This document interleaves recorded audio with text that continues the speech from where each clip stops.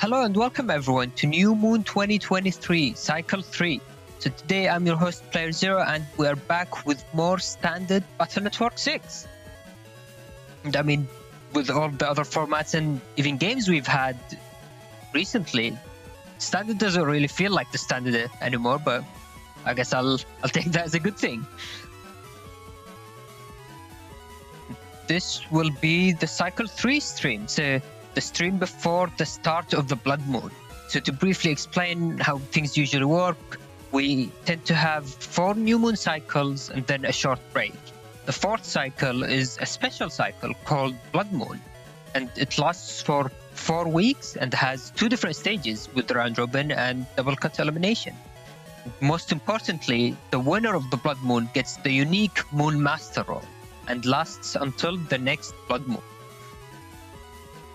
So we are in Cycle 3, which often people use to test their builds before the start of the Blood Moon for next week. And for the start of the Blood Moon itself, signups will close today, but you can still, I think there might be 6 or so hours before signups end, but to just go to the N1GP Discord, use !New Moon, and you'll get the sign up information and the deadline as well. And before we start, I do want to give a quick shout out to donation that we received since last stream. So we had a $15 from I'm So Calamari saying less than 3 to the N1GP crew for making the Mega Man Battle Network community what it is today. Thank you for the donation and thank you for the support. And less than 3 indeed, because on today's stream, going to be joined on commentary by Nereth. So welcome, Nereth. Hello everyone, hello playerzero. It's great to be here, and I'm looking forward to casting this set of matches for you guys. Yeah, looking forward to it. But did you get the pun? It was less than 3, just me and you.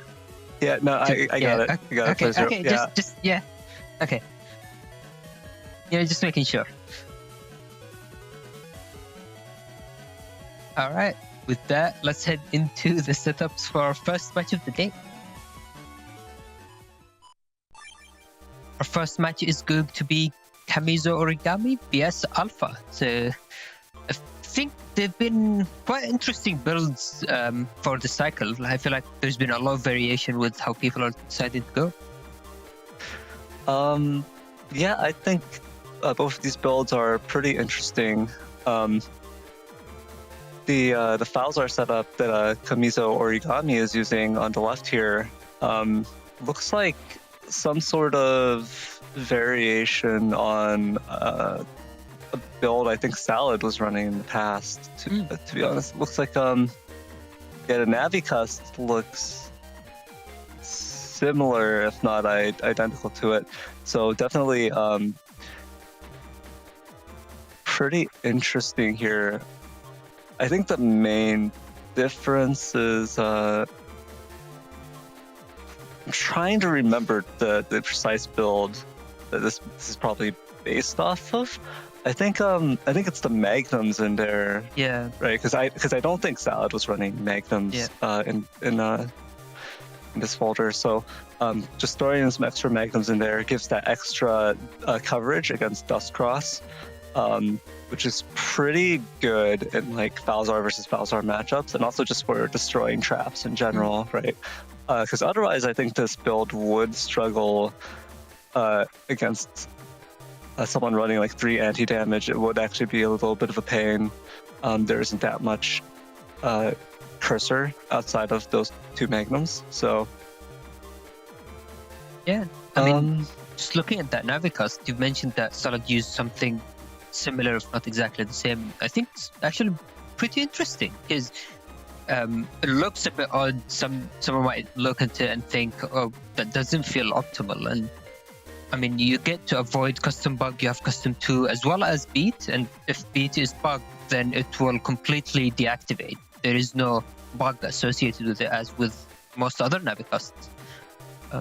So being able to fit it in a build that doesn't have bug stop is actually fairly unique. Yeah, definitely the main reason this stood out to me is just the fact that like the Navicust looks so weird and looks so unoptimized. But I just remember having a conversation with Salad about this, and then Salad like just talking about this Navicust. But yeah, that's the Falzar setup on the left here. It is a 2000 HP setup, so it's also just pretty beefy, pretty chunky in general. Not quite like chunk Gregar, but getting there, like just a little bit removed. It's like a double fast gauge setup with full cust. So yeah, it's definitely drawing on Salad's build and the idea for Salad's build that we've seen in the past. On the right side, we've got Alpha playing Gregar here with this 1800 HP setup. And this looks like... Yeah, this looks like a Buster setup, but it's running base, and it's not running any megas except for roll 3. So this is actually pretty interesting. It's like this hybrid M and R code setup here, just running the meteors, roll 3, and uninstall an R code, and then a bunch of the offensive chips in M code. And M code is a really good code for just the range and the power of the offensive chips in it. You got the Risky Honey 3, obviously less potent in Gregar than in Falzar, but still good. The 3 machine gun 3s, and then this is... Okay, so yeah, there's the 2 snakes in here, the pair of the 2 Geddons, and it's probably to also run with the attack plus 30. I guess the interesting thing here is only running 3 area grabs when you're playing snakes does make it a little bit more difficult, especially if you're playing it in Gregar, right? Because you're not going to have the trash to fall back on to make sure that you're getting your combo in hand. Especially with like Cust 1, which Alpha is running, so it's going to be a little bit clunky, a little bit harder to get the combo out. But I mean, if it works, it works. So we'll just have to see. Yeah, and I mean they are also running a single mega chip, as you've mentioned, but they don't have Q Force, which I feel like it was a good way of trying to play around beat, which Kamizo Origami does have.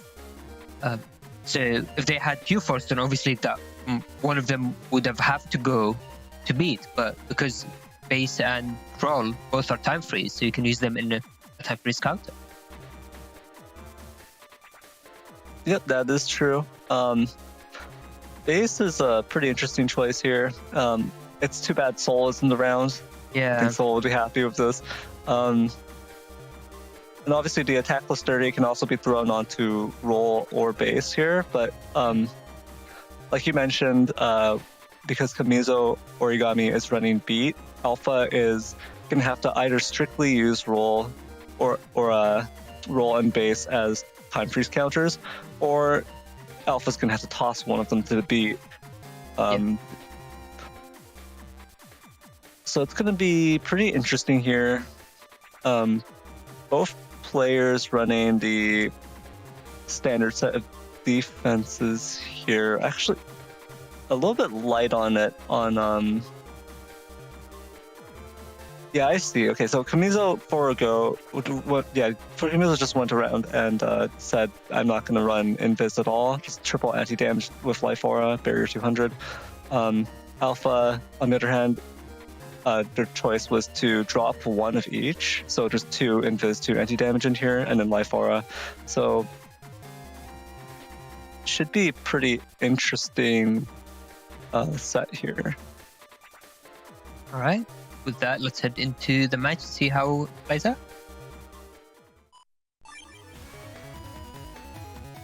And you mentioned that unfortunately Sol wouldn't be here, like because Alpha's running base, but don't worry, I'm going to be in his place to ensure that no bias occurs, especially since only one of the players is running Neovari, whereas the other isn't. So I see. All right, playerzero. Yeah. Okay. No bias. I see. yeah. We have to make sure the integrity of the commentary remains intact. I mean, there's no way we can risk introducing any sort of bias into the strip. Yeah, of course. We are notoriously unbiased.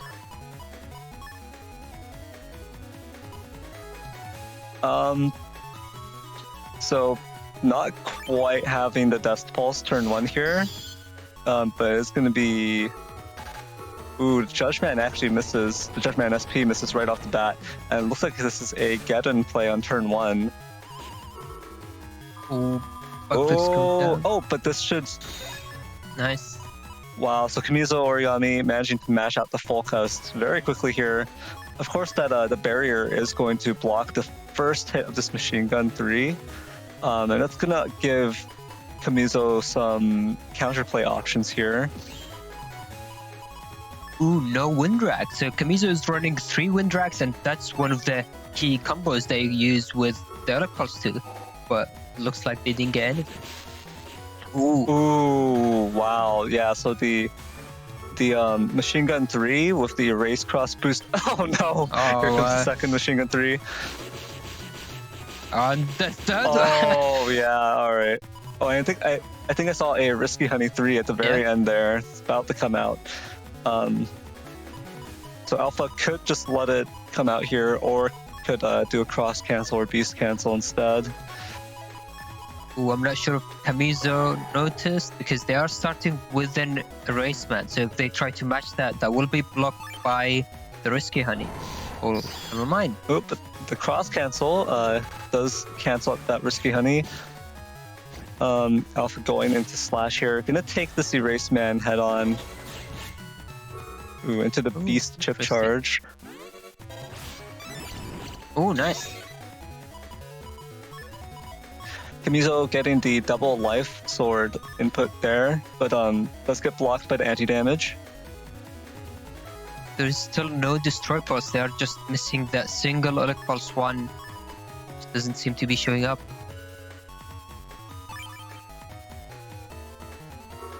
We are under fast gauge, so even if Slash Cross is able to maintain the plus area, it wouldn't be so bad.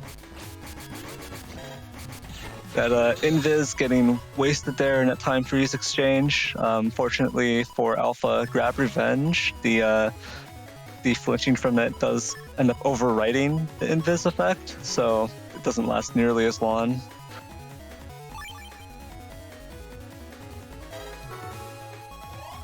A batch popped by Kamizo Origami here. Ooh, very nice movement from Alpha, dodging the beast charge.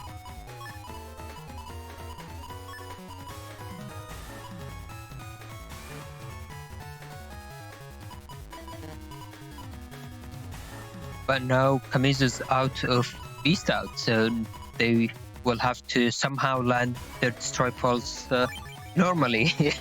As weird as that sounds. Ooh. Oh wow! Just the uninstall attached to the wind rack there, doing the job, actually connecting on Kamizo Origami. This does mean super armor has been knocked off. Yeah, and everything from Hub as well. So Hub was used just the time before, and now all of it is gone. So if another gets dropped, Kamizo Origami will be stuck. Oh wow! And then the that wind rack there dealing with the life aura almost immediately. Ooh! Oh! Ooh, unfortunately, well, Alpha isn't going to have the opportunity to close it out quite yet, but 1 HP on Kamizo Origami.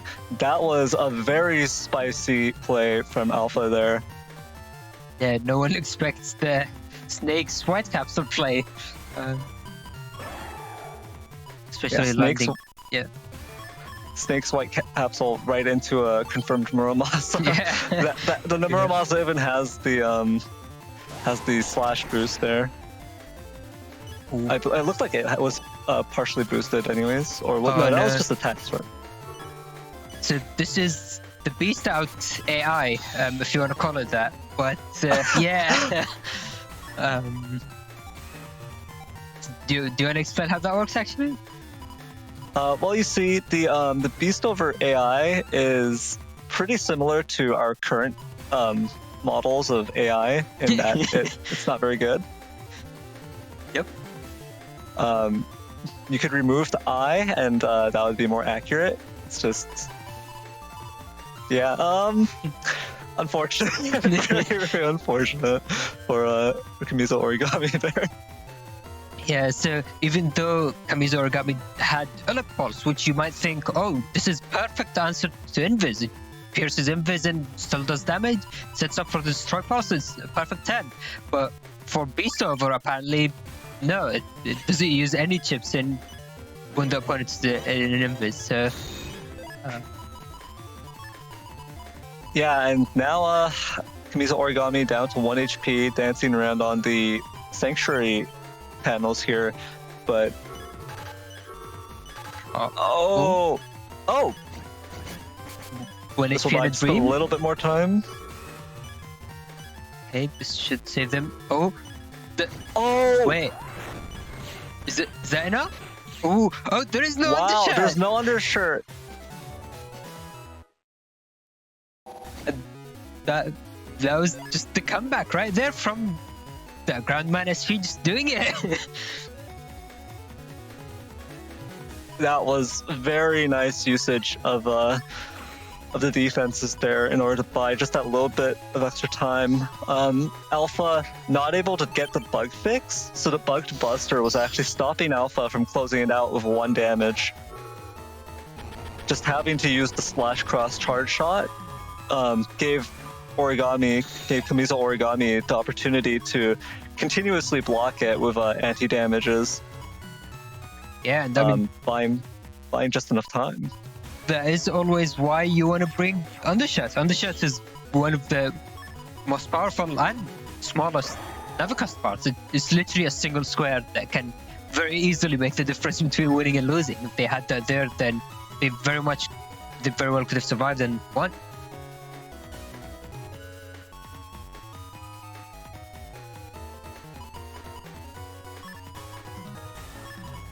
No, so this turn one's looked like a repeat of the previous game with the machine gun barrage, you could call it, but this time the wind rack is there.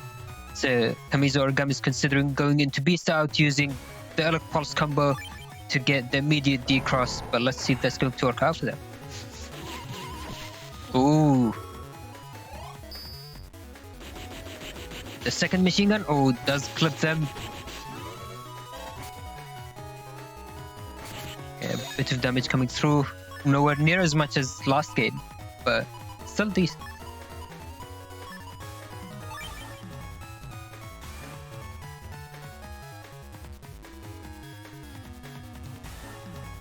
Yeah, definitely. Alpha not able to get nearly as much damage in due to losing both losing the erase cross and Kamizo Origami not being get unlocked, actually using the beast float shoes, or the beast air shoes, I should say. Raceman is going to connect here. Ooh, nice. Oh, I mean, they could have just gone for the cross slash to get the guaranteed full damage, but I'll respect their start points for that double life sword. yeah, the double life sword is just so much more stylish, even though it is inferior in that regard. Yeah. So, I mean, compared to something like inferior sword chips, like Muramasa or something, I mean, obviously Neva is the superior one. Oh, wow. I don't know what to say to that. I mean, it's just the truth. You don't have to say it. Wow. No bias, huh? No bias. Oh, Oh, no. All right, Alpha Yeah. caught sleeping there. Did not respect the ground beast, the drill drive there. Yeah, drill drive actually does a lot of damage. It doesn't look like it. People don't expect it, but it can do 360 or something if both hits connect. With the D-cross, obviously, that's a lot more. Yeah, it's a massive amount of damage. And the charge time on it is also very short. Now Alpha is just taking that clogged buster, the Buster Jam proc right there. Breaking these panels, maybe trying to go for Snake's play for the next turn, but this is looking really rough for Alpha. We're going to see another comeback, maybe similar to the one we saw last game.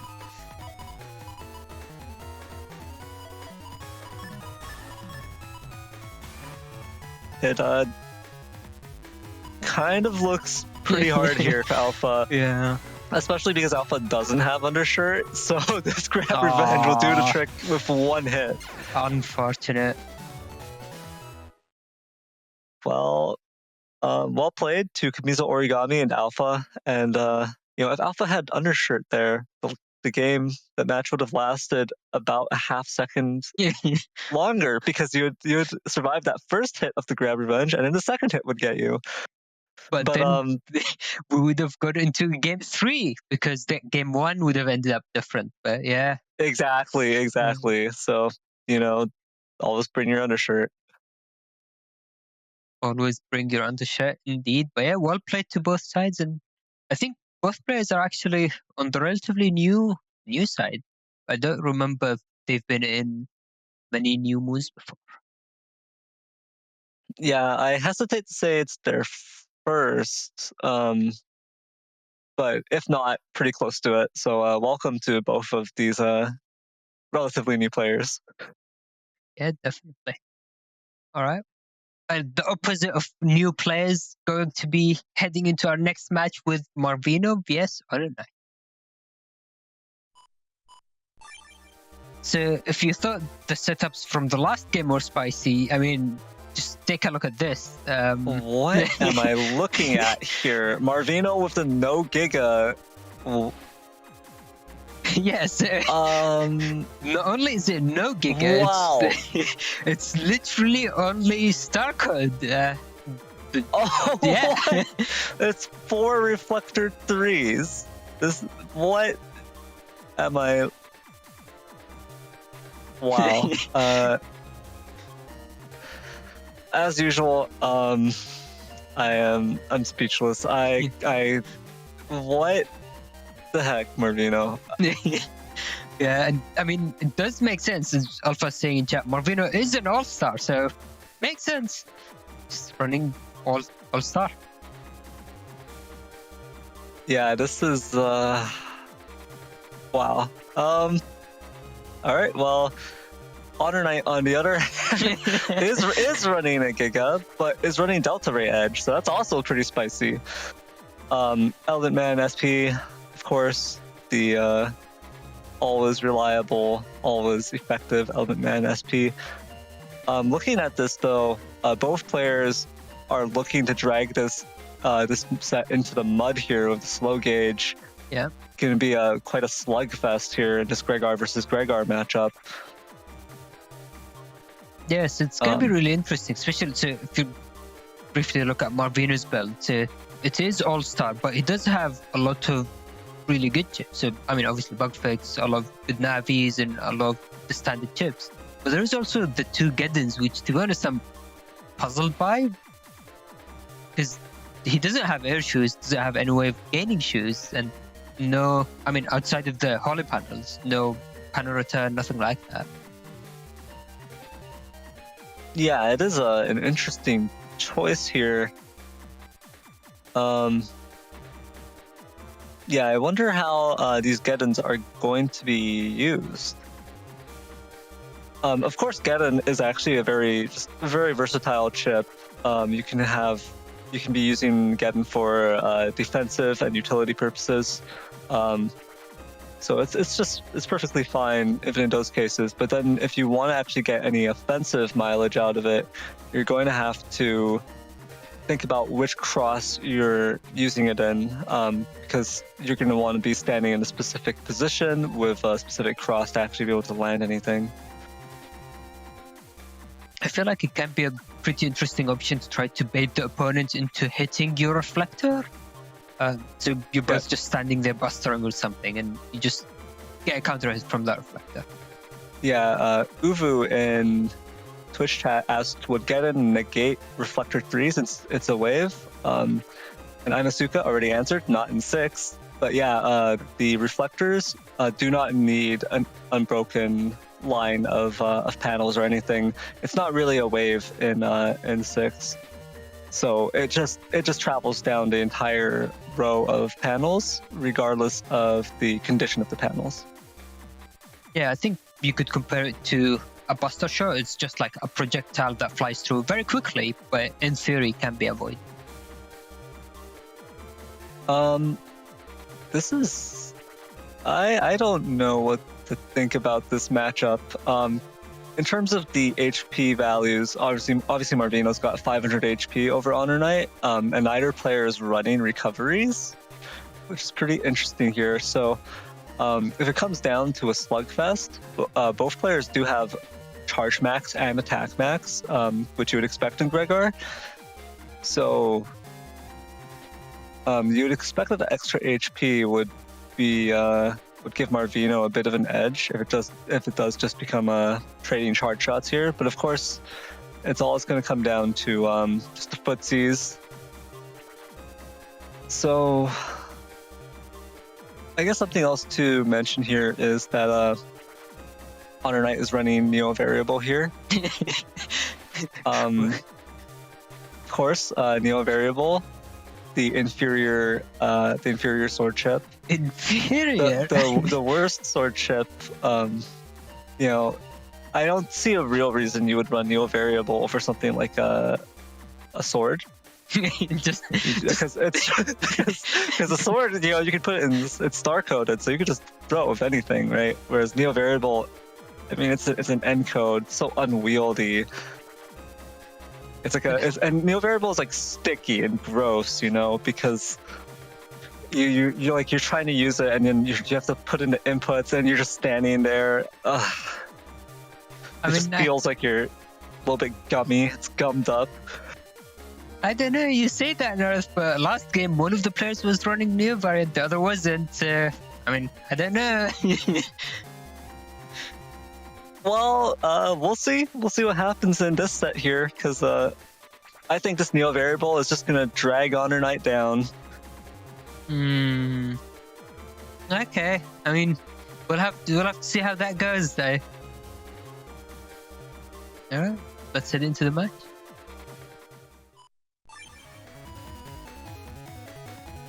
Okay, so we are watching from Marvino's point of view, and since literally every single thing he has is a star code, he will have basically full hands every turn, or at least if he chooses to do so. No slow gauge in the starting hand. That is I feel like that's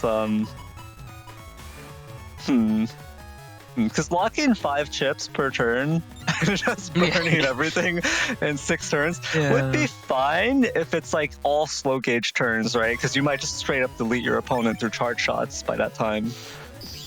Marvino going no cross. Of course, Marvino does have Bugged Buster, so not completely necessary to go into a cross here, but just waiting it out. The Erase Man does not connect. HonorNite stepped up, it looks like. Burning through just beat here. Oh, triple shot. Oh, wow. Okay, so it looks like HonorNite was trying to go for triple shot play, trying to lock in Marvino, but now Marvino's the one locked in with his own broken panel. All right, so this is quite a situation for Marvino already. The Geddon, of course, it did get rid of the coming road there, but now this is just. All right, yeah. So Marvino is gonna go into Elite Cross here. Just gonna trade Elite Cross DPS with HonorNite, which is the best option here, I feel. But unfortunately, because of the coming road, not able to actually get value out of that holy panel, and not able to actually step back or do anything, no air shoes, of course, to produce that holy panel for them to stand on. In fact, this holy panel is going to be accessible to HonorNite if Marvino doesn't draw an area grab or anything at this point. So, ooh. Okay, so. Oh, all right. Wait, but okay, yeah, but HonorNite does have float shoes. HonorNite does have float shoes, so we'll still be able to center themselves on this column of ice panels. It will give HonorNite the edge here in what looks like an inevitable trade charge shot exchange right here. Yeah, I'm actually surprised about that full cast because it can potentially allow Marvino to take a new hand, which I guess Marvino decided against. And the erase man follow-up as well. This isn't really looking very good for Marvino. Yeah, but Marvino did at least yeah, there's the invis, so this will cut down HonorNite's offensive potential here for the rest of his turn. But the Life Aura doing the same here in the opposite direction. Rush being burned safely on the Life Aura for HonorNite. Very defensive start from HonorNite, and Marvino's already down to almost half HP. Yeah, definitely a rough start here for Marvino. Windwrack, though, is going to take care of this Life Aura just fine, unless it gets interrupted by something. But I'm not sure that HonorNite will be able to get into position to throw anything that could potentially interrupt the Windwrack. Yeah, I guess the only play is maybe Beast out Windwrack like Elixir, but even then, I'm not sure if that will be in time to deny. Yeah, and Marvino could just see that it's going to be a Beast out play, and then just hold on to the Windwrack for a little bit. Ooh, this time, yeah, Marvino decided to go with Charge Cross. So Charge Cross allows you to gain +1 custom every turn, which probably is what Marvino trying to get out of it. But with the area, it might be difficult to land these charge shots.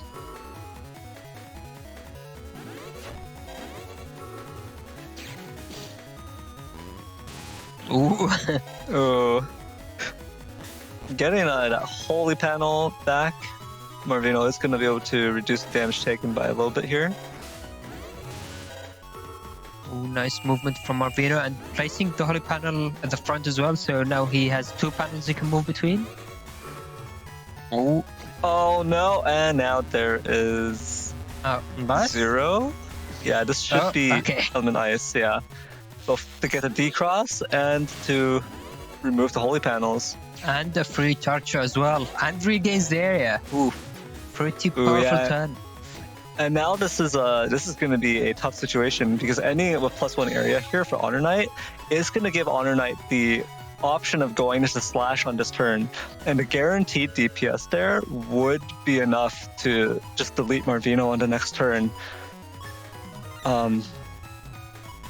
Marvino, of course, does have area grabs in hand to counter this, so we'll have to see how this plays out. Whether or not HonorNite will greed for the slash advantage with +1 area. HonorNite could also be packing more area grabs of their own, in which case the slash play would be a lot more reliable, maintaining that +1 area. But going into Beast out instead, so because of that buffered anti-damage, HonorNite was able to keep that at the very end and decides to go into Beast, but now is out of range for that chip charge, so we'll see what he decides to go for.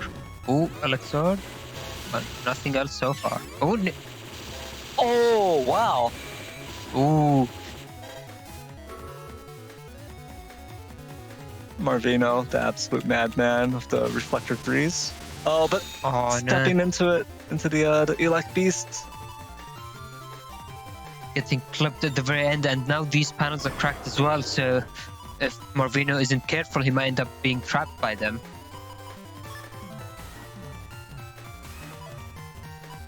But on the plus side, Marvino can also break them to completely deny potential Delta Ray. So that's fun.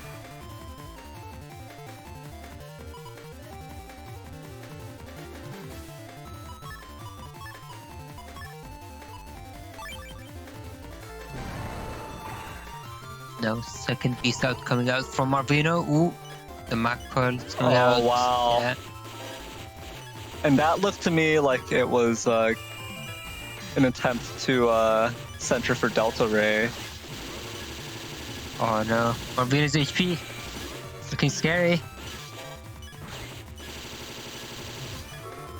And yeah. Yeah, Delta Ray denied.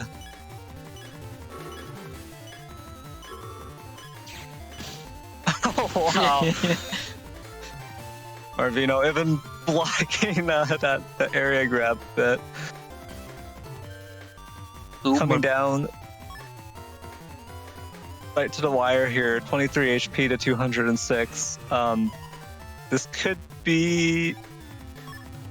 With these defensive options, Marvino might actually be able to clutch it out this turn. Yeah, and I believe we've already seen Eraseman come out from HonorNite, so HonorNite wouldn't have any way of piercing through Invis and the anti-damage. And with the Gaiden, he's able to trap, yeah. Oh no! Oh, that's unfortunate. Yeah, I almost feel like that Gaiden was quite the bait there. We've been better off, of course, you know, hindsight is 2020, yeah. But we've been better just charging it. Yeah, I think the idea was Marvino would just constantly chip charge at HonorNite while being safe, but obviously HonorNite having the Sanctuary there, and if only Marvino started with Invis, so if it was Invis then the slow gauge, Marvino would have been able to use the Invis, which would last long enough to chip charge the slow gauge, leaving HonorNite at 1 HP and then Buster Shots to threaten them to finish the game. Yeah, definitely. If only the chip order there on that final turn had been just a little bit different. But still, that was a really great first game between these two. And of course, now we're seeing the beautiful, delicious fruit gushers. Purple fruit gushers. Enjoying them on. Looks like they're having a fruit gusher picnic here. Just enjoying them with this grass, lying there on the like on the park or something. I don't think I know what fruit gushers are meant to look like. So I don't think I've. Well, just imagine these poison panels. Fair enough. Getting a complete area lock here right off the bat. Marvino completely tying. Oh, wow. All right. Double damage from that charge tackle.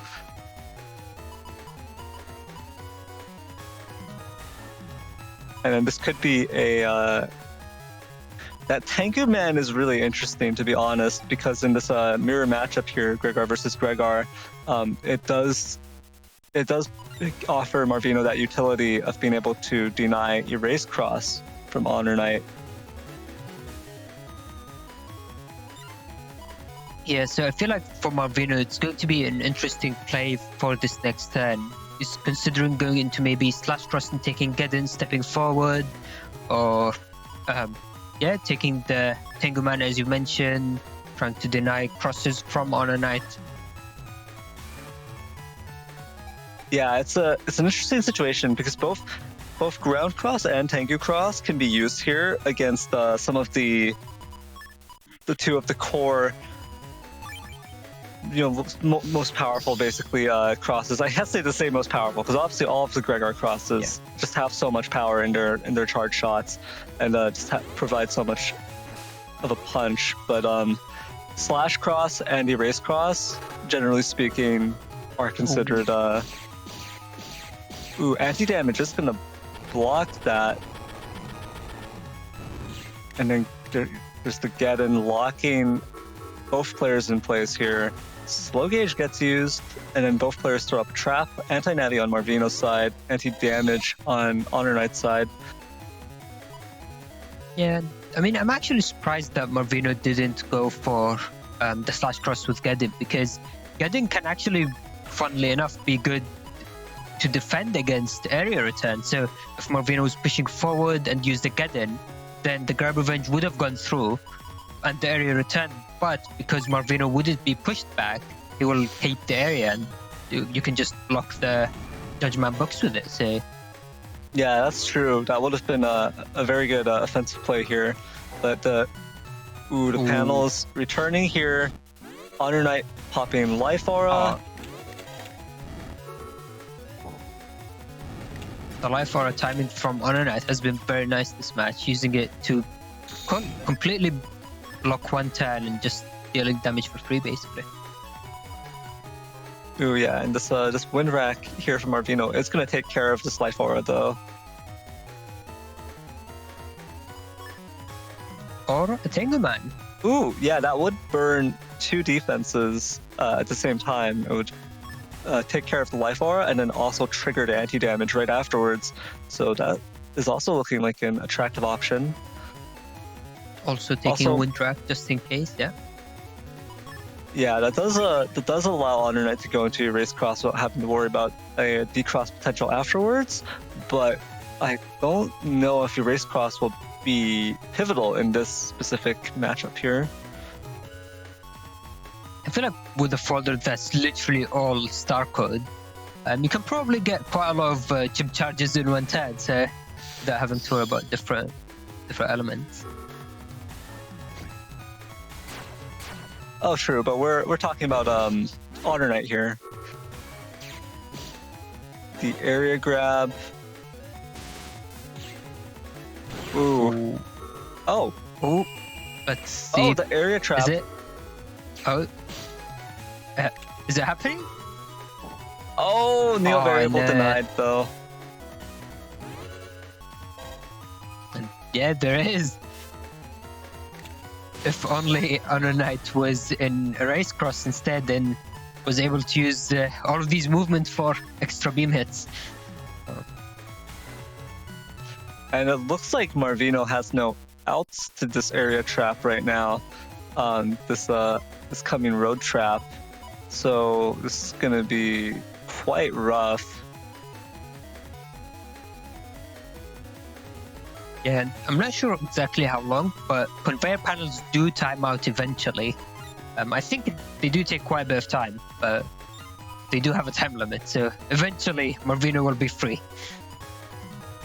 I feel like, personally speaking, I feel like slash cross is the play here, because if HonorNite goes into slash cross and you are not in slash cross, that's just guaranteed hits as long as you're trapped in those two panels. So at least with your own slash cross, you have the chance to retaliate. But it looks like Marvino has a different line of thinking here, and is going to maybe go for Erase Beast. That's another way of retaliating, but it's not going to be for free. You are going to have to use these chips for beast charging. Ooh, and HonorNite stayed in Elect Cross as well, actually. So. Oh, okay. Wow. All right. Both judgmen.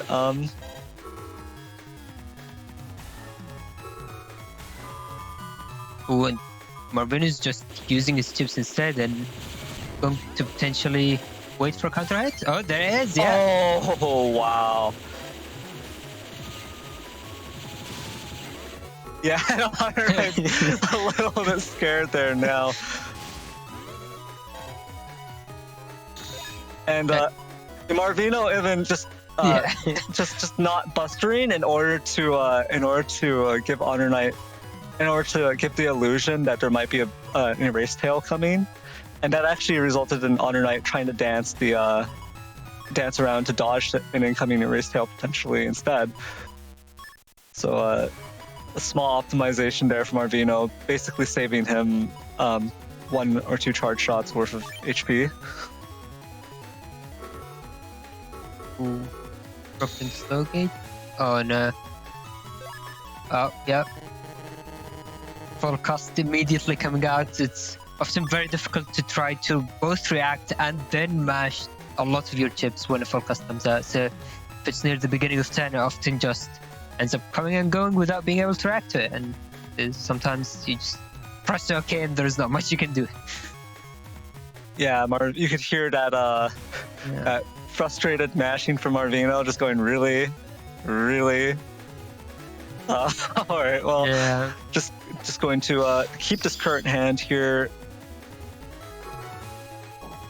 Ooh, but this invis might give HonorNite the that baited HonorNite. This will be quite a bit of damage from Buster Shots as well.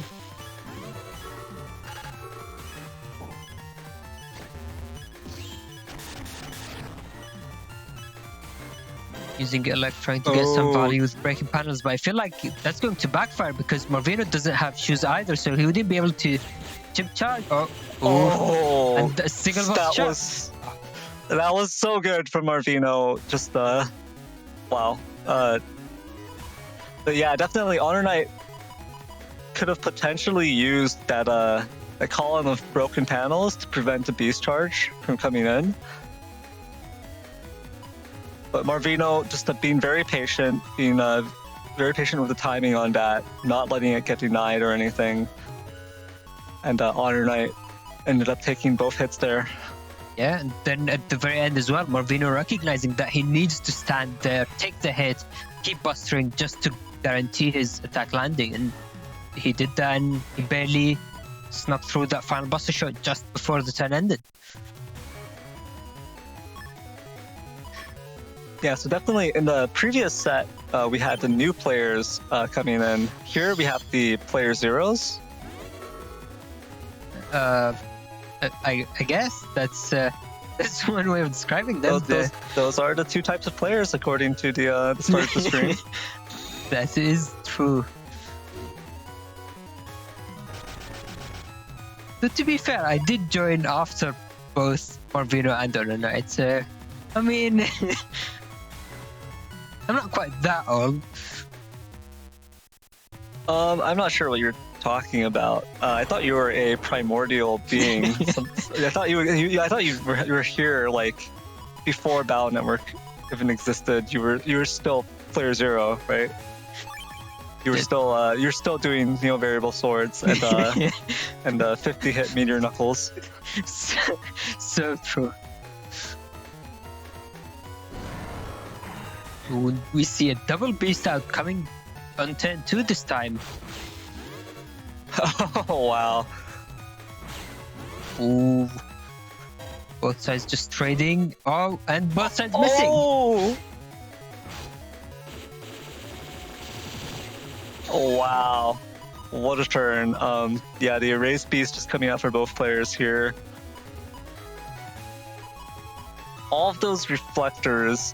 I'm almost a little bit disappointed that after the first reflector being beast charged to destroy the anti-damage, that Marvino didn't go for the really cheeky play, which is the reflector to erase tail. But I think that's too spicy. I think that's a high rate of failure. yeah, because there is no indicator for chip charging. It just shows on the player's side.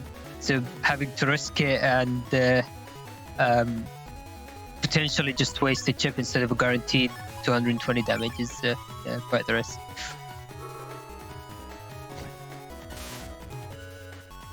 Huh. I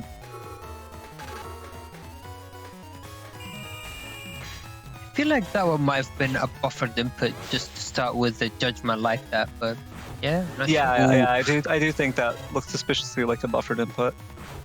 Oh no, another miss. Ooh, yeah, and Marvino just going to use this end of turn here. And that's pretty lethal here because Marvino using that invis end of turn is kind of gonna bait HonorNite into trying to charge another erase tail start of next turn to get rid of the invis. and that might lead to actually these wind racks hitting HonorNite not using anything else to protect themselves from an incoming wind rack potentially, and then if it lands, it will deny the possibility of any more erase tails that turn, so that Invis will actually keep Marvino safe. So we'll see if this works out for Marvino here. I feel like the greedy play would have been to chip charge first, because the movement from HonorNite, Ooh.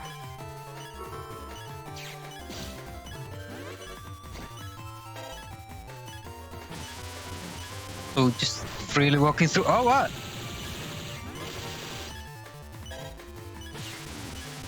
Oh, yeah, very nice. HonorNite did not have time to... Oh, I hit the wind rack.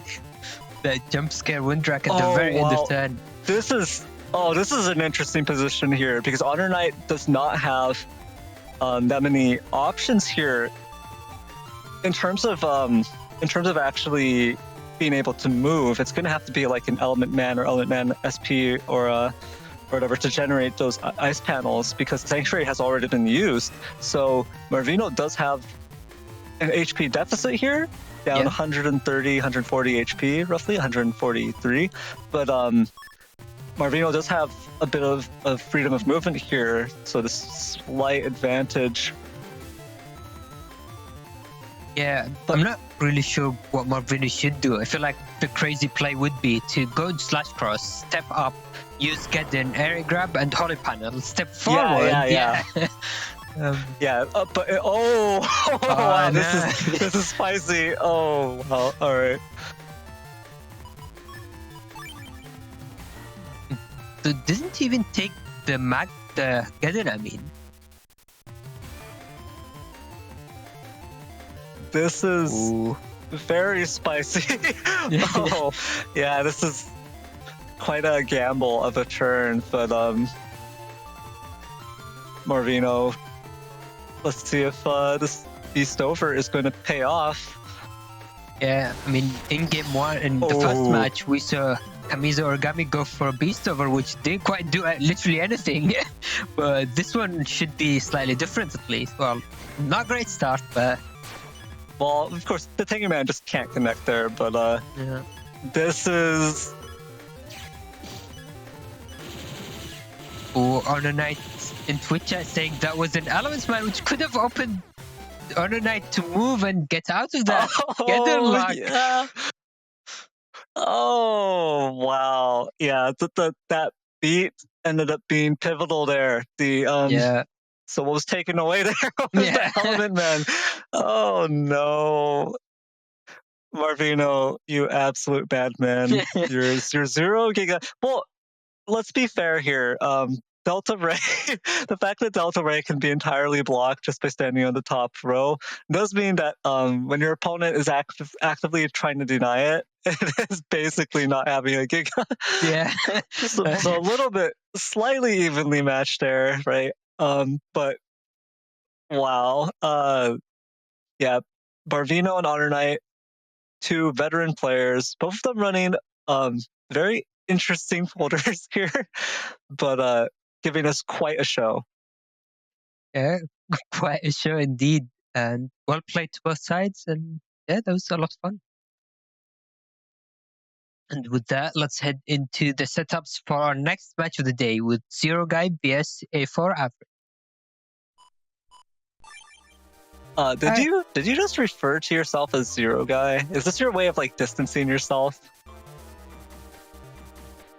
Distancing myself from what do you mean? All right. So we have Zero Guy on the left here. I think they're a new player. Yeah. Looks like they're just like copying Player Zero's build. So I can't say this just looks like a complete copy of Player Zero's build. So I don't approve this Zero Guy. Yeah, I mean, first going on the legendary action video and now just copying Player Zero. Yeah, after disappearing for so long, just coming back and doing a 100% copy of Player Zero's build here. I mean, shame on you, Zero Guy. Well, so Zero Guy on the left here, running the 1800 HP.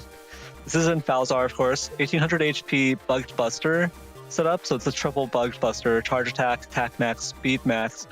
All three of these are going to be bugged to provide maximum Buster Jam procs.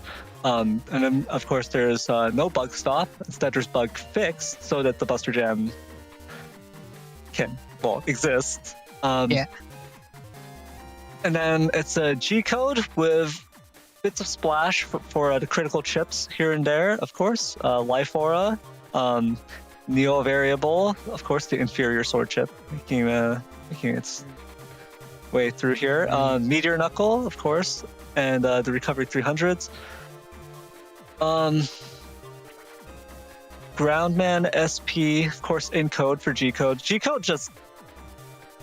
I hate G code. I hate G code. It's so good.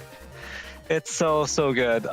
Heat Dragon, Wood Dragon, uninstall in there, Bubble Star 3. So just great all-around elemental coverage, great area for the chips that you're packing. It's hard to avoid Heat Dragon and Wood Dragon. Hard to avoid Bubble Star 3 unless you're like completely prepared, just predicting it, and then you stand in a specific way relative to your opponent. All in all, pretty try hard build here from Zero Guy. Yeah. We just saw Marvino with no Gigas all star code chips, and HonorNite with like the sword folder, with like Delta Ray Edge, right? I mean, And then now we've got Zero Guy here with this try hard build. What's this? at least one thing Zero Guy did correctly was including that Neovar. So I guess all can be forgiven, so it's fine. We'll have to agree to disagree here. Okay, but on the right side, we have A4 average with this, effectively this, it's a chunk Falzar build, and it has anti-damage, the Navicus program anti-damage. So this should also be interesting.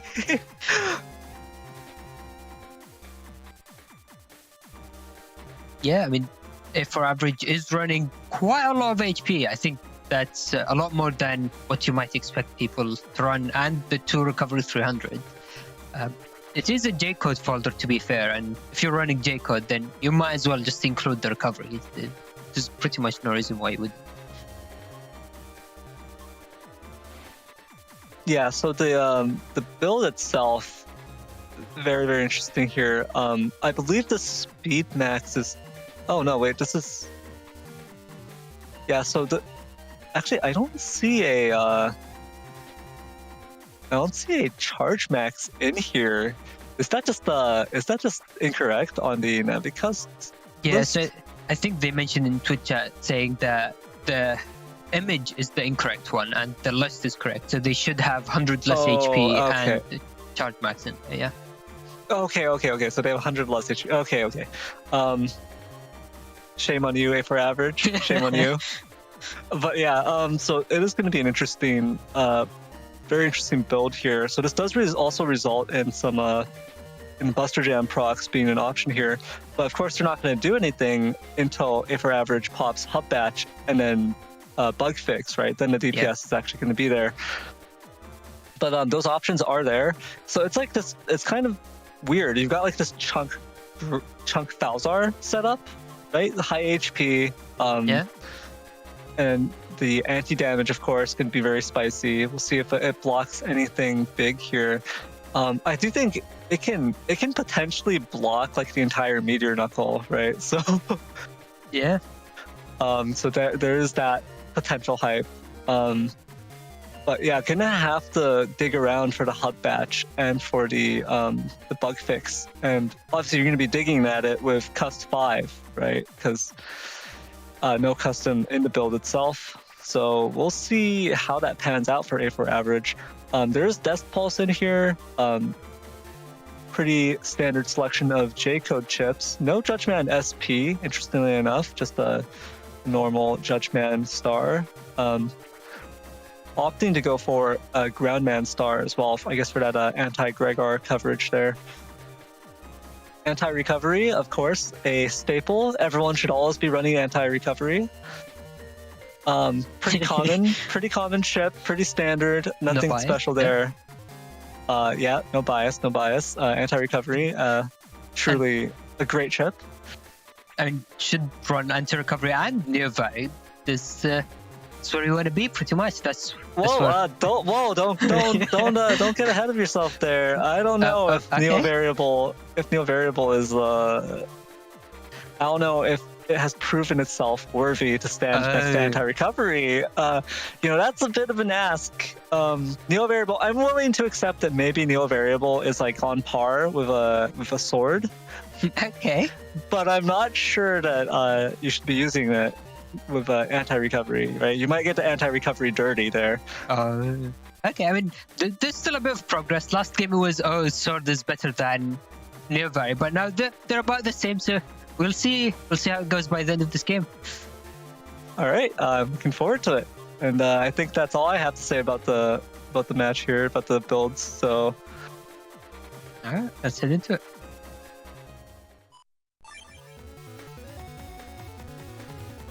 Okay, so starting with that custom 8 view, seeing a lot of chips in one turn, especially with no reg or tag, so everything is down to luck.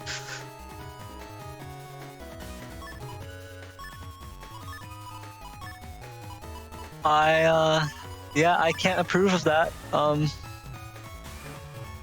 regs, no tags. Absolutely horrifying. Of course, Zero Guy. Zero Guy is at the mercy of their chip selection there. But so is A4 Average, not able to predict what's going to come out first here. Ooh, wow.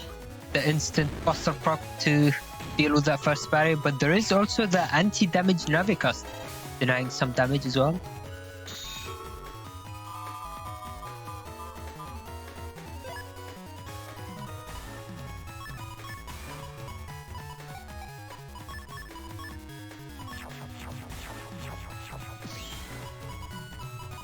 It's actually interesting seeing the anti-damage Navicast. I feel like we barely see it anymore, and especially with Tango now that we have rollback, it can be very reliable, I think.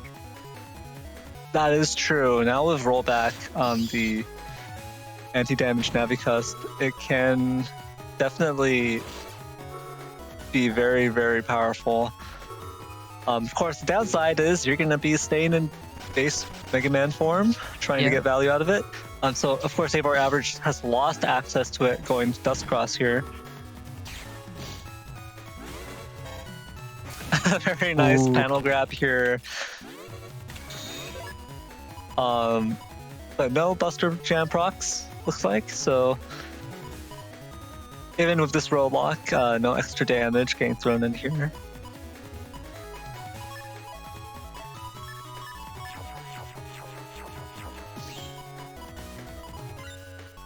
Shuffling things away with Dust, trying to look for more chips. There is that bug fix before the custom bug kicks in.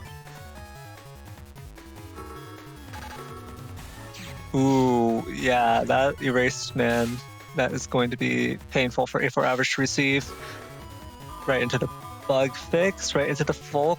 Actually, okay, yeah, I was wondering whether or not Zero Guy would pop that full cust immediately, or try to be cheeky and get a charge shot in. But of course, like this, A4 Average is stuck in paralysis here. Gonna have to decide what to do.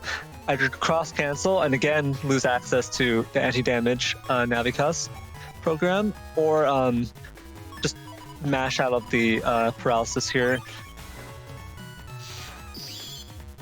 Oh, no Tengu Cross to deal with that life or either.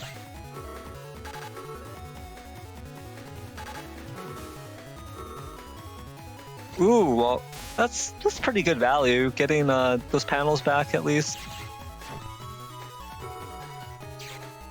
In fact, getting a +1 area advantage here. Ooh. Ooh, all right. This is Ooh, no defense. 4 hits on 6 panels, I think. That's about average, isn't it? I hate you. All right, yeah. So unfortunately, not able to get the corner knuckles, but of course, didn't even need it. Just four hits on 6 panels. Fantastic. Ooh, Element Sword's coming out though, doing 240, I believe. We're seeing the anti-damage. The stars coming down now.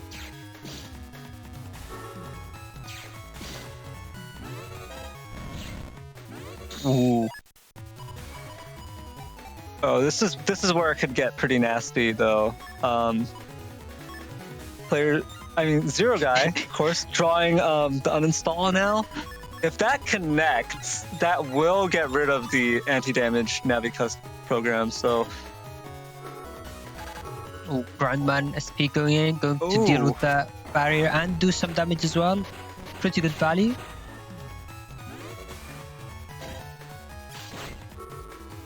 Ooh, missing the input on that feedback.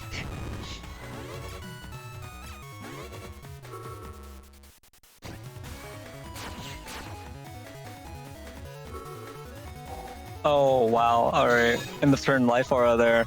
Of course, Zero Guy does have these wind racks that will deal with it pretty much immediately. So I think that was an uninstall combo that is going to be thrown away now. Ooh, that is right. Getting And- decrossed right off the start. Ooh. Although that. Ooh. Okay, still going for fire, dealing with the anti-damage.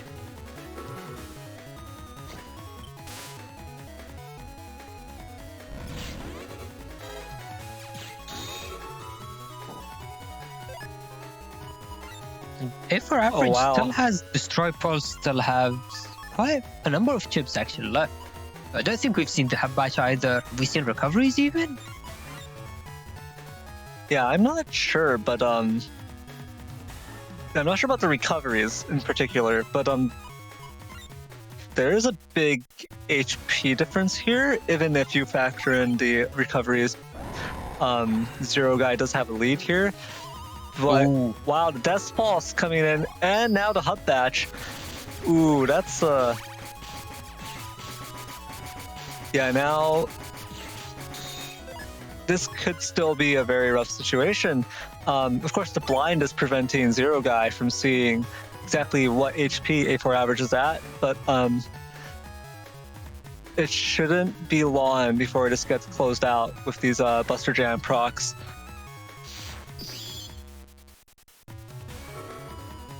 Ooh, this Invis. comes down. And the two There they recoveries. are. Yeah. So A4 average should be at around 700-ish HP. Oh, Ooh. whoa! That's a lot of hits from the Tengu Breath. That And you- does probably equalize the situation by quite a bit here. Ooh, there is still another pulse too. And more Tingle Breaths. Oh, Finish it wow! Those Tengu Breaths, they pulled a lot of weight there. Getting basically maximum damage on a lot of those. For example, when Zero Guy was in the area that would allow for 2 hits, there were 2 hits there, I think. Not able to basically step out of it or get away from the Tengu Breath to minimize the damage, to at least take a little bit less. Instead, a lot of those Tengu Breaths just connected. Yeah, Pulse are keeping up with the theme of having higher damage potential, but more difficult landing, which I guess wasn't really that difficult there.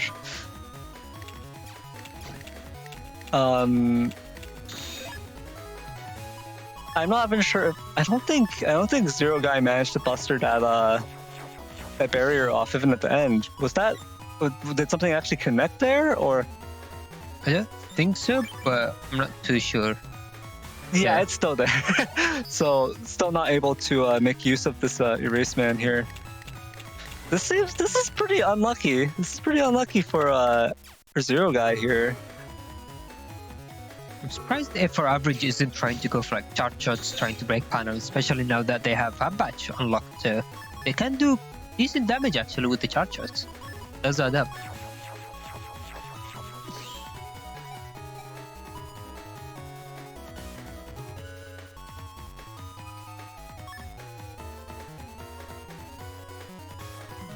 So Zero Guy is cycling a lot of these heavy hitters, a lot of the big chips back into the folder using a trash chute.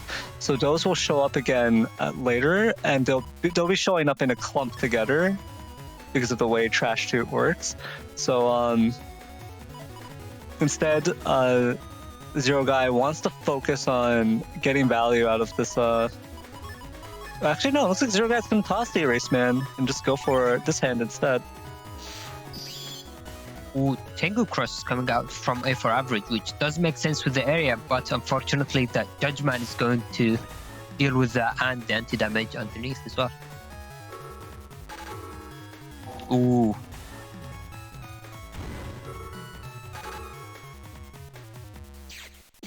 Looks like Zero Guy really does not want to see a Tengu lock here. So just throwing out that not anti-damage, throwing out the area grab there at the end. Yeah, not even waiting to see if our average would have another area grab there, just making sure there's no Tengu lock.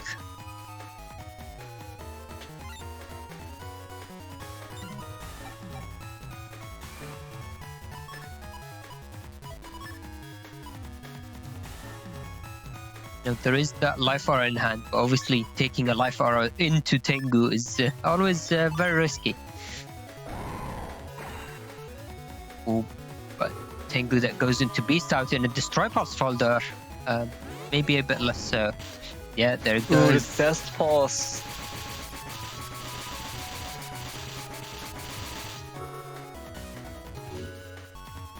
Ooh, Rush will activate, which is going to apply the pretty long paralysis time.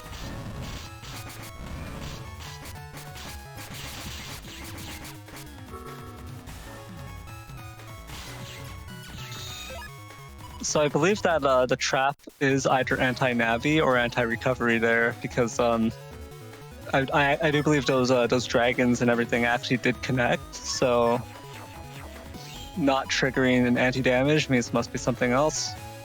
I think both dragons hit a barrier 200, but I'm not was sure. it barrier 200 still in play there? I think so. I don't think it got destroyed, but obviously it's difficult to say with that blind. Oh, well, it doesn't matter now. Ooh, and very nice. The life aura, of course, stopping this ground man from doing anything. Both players throwing up their life aura now, but of course, A4 average being in Tengu Beast is able to deal with it. Just deal with the life aura, whereas Zero Guy is gonna have to wait a bit here.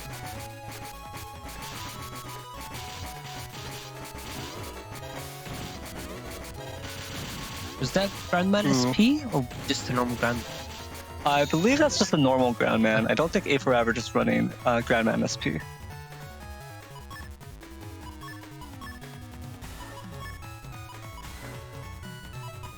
Taking uninstall on. Okay.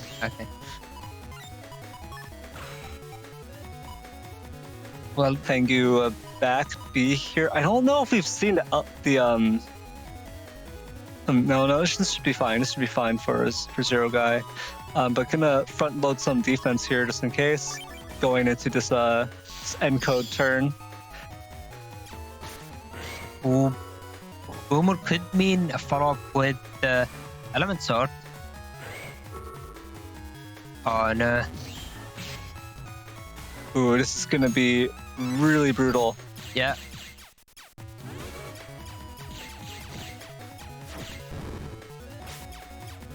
Ooh, Yeah, the Element Sword avoided there. Very nicely done. Oh, but double defenses there, protecting from the Meteor Knuckle. But you can't be too greedy anyways. That cross slash from the Neo variable, getting double damage and decross there onto the Tengu. That was enough damage for that turn. And if the Meteor Knuckle doesn't connect. Yeah, that trap could have actually been something other than anti-damage. It could have been an anti-recovery. I don't think we've seen any of the other traps yet. Recovery 300's kicking in now. Going to bounce the HP back up for Zero Guy here.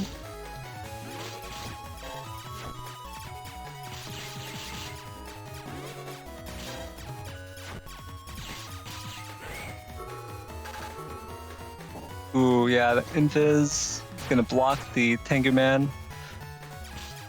140 damage denied there, but not too much damage being landed this turn. Ooh, and even though there is that bugged HP or the bugged what is it called? Sync? No, emotion window. Okay, that's yeah, the bugged emotion window. There is no custom bug anymore. I think that is just the end of the fall. Ooh, Grand 9 SP gonna connect here.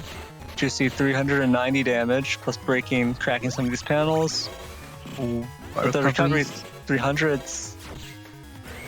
Oh wow! Wow! All right, very cheeky, but yeah, completely out of chips now. It's just gonna come down to buster shots from player Zero. I mean Zero Guy. Excuse me. Oh no! What? What the heck? Oh my lord! What? Yeah, actually, I have a confession to make, Nereth. I have something I have to say. That wasn't Zero Guy. That was actually me. Fine. Well played to Zero Guy. Well played to Zero Guy. Yeah, that was like Zero Guy removed the mask, and it's just like it was me all along. It was me, player Zero, all along. Here's the infinite Buster Jam procs. So every shot is just hello. It was actually me. HonorNite in Twitch chat is saying he did the math on this, and the 4 Buster procs happening in a row like that is a 0.1% chance to happen. So quite a low chance. I'm losing it. I'm gonna have a heart attack. I'm just I'm so mad.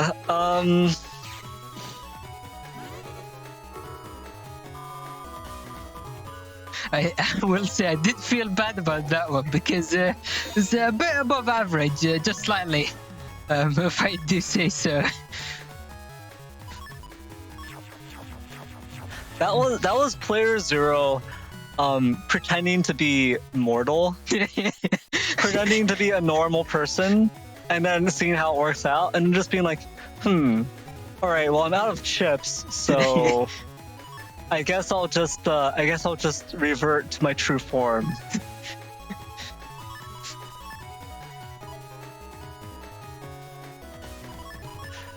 Yeah, player Zero, having walked the path of the trials and tribulations, having walked through the pain and suffering of a normal player, just a mere mortal, actually becomes even more powerful afterwards. Yeah, poor Zero Guy. Do you even sign up to be accused of playing like this? But I don't know. I don't know. Clearly, that was just a skill difference. A4 average got outskilled at the end and was just gunned down for it. Next time, try playing better, A4. just play better. Just play better.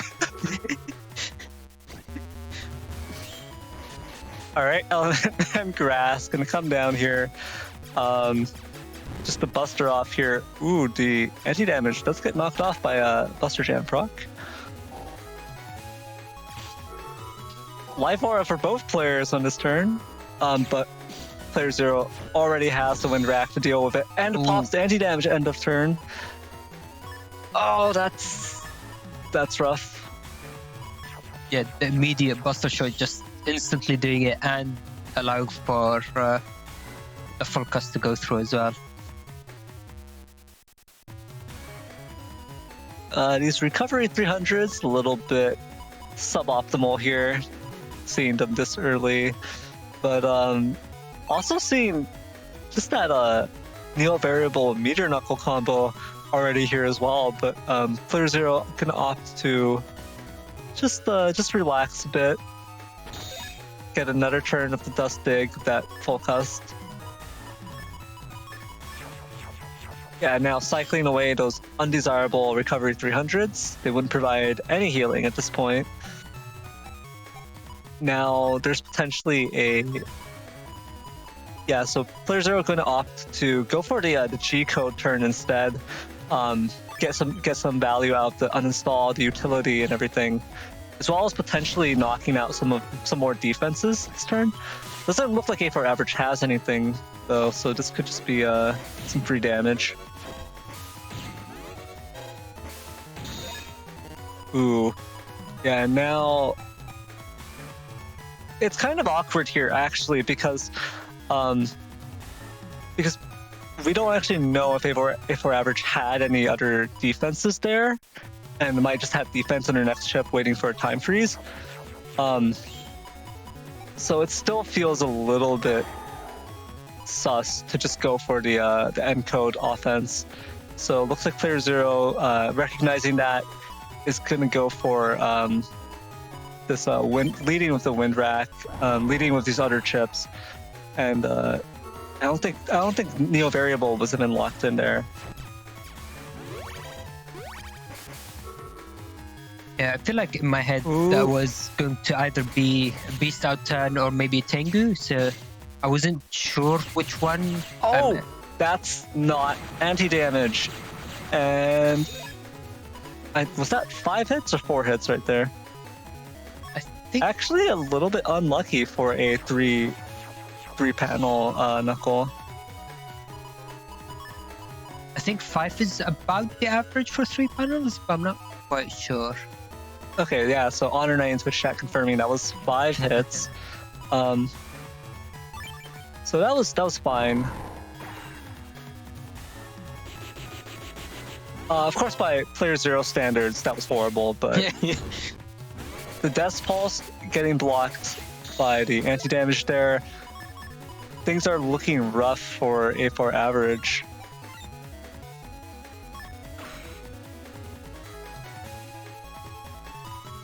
Yeah, A4 average missing out on a lot of their big damage, but they still have a lot of sustain.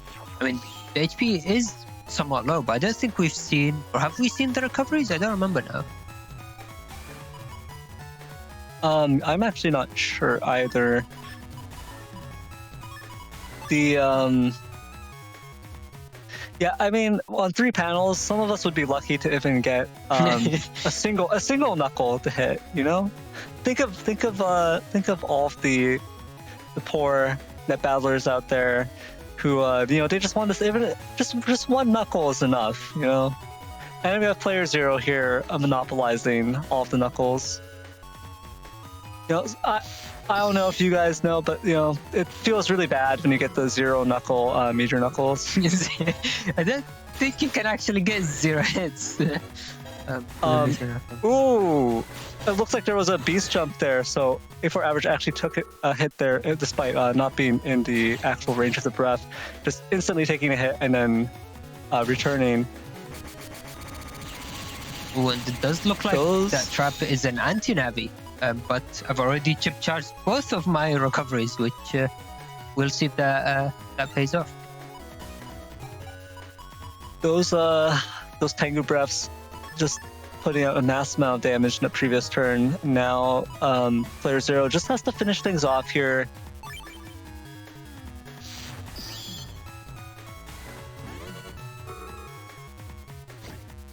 Ooh, yeah, that one book will return the one panel.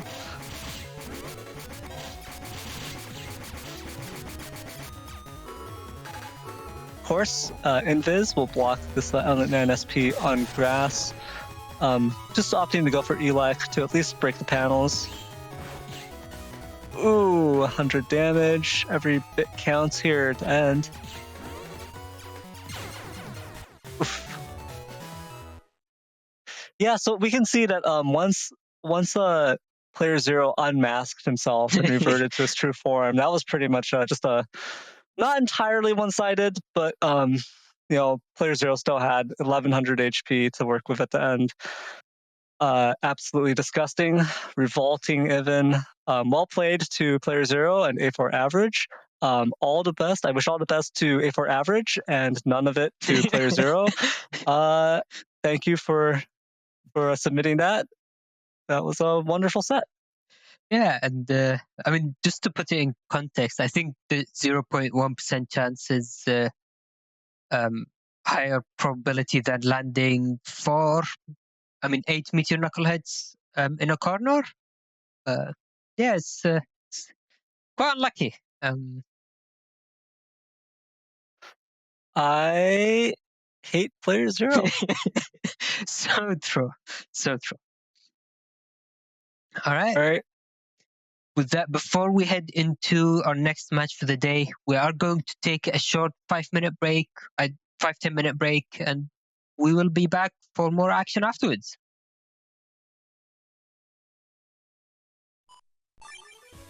All right, apologies for the delay. Short break is done now, and we will be back into the action, starting again with Soup vs Player Zero. This time it is me. I'll just say it straight away. It's just going to be me playing this match. Thank you for your honesty, player zero. Firstly, thank you for your honesty. Secondly, absolutely revolting. All right. So we've seen player zero's build on the right side here. Of course, it was being piloted by the ever mysterious Zero guy, who later turned out to just be player zero. The truth is always just so boring and interesting.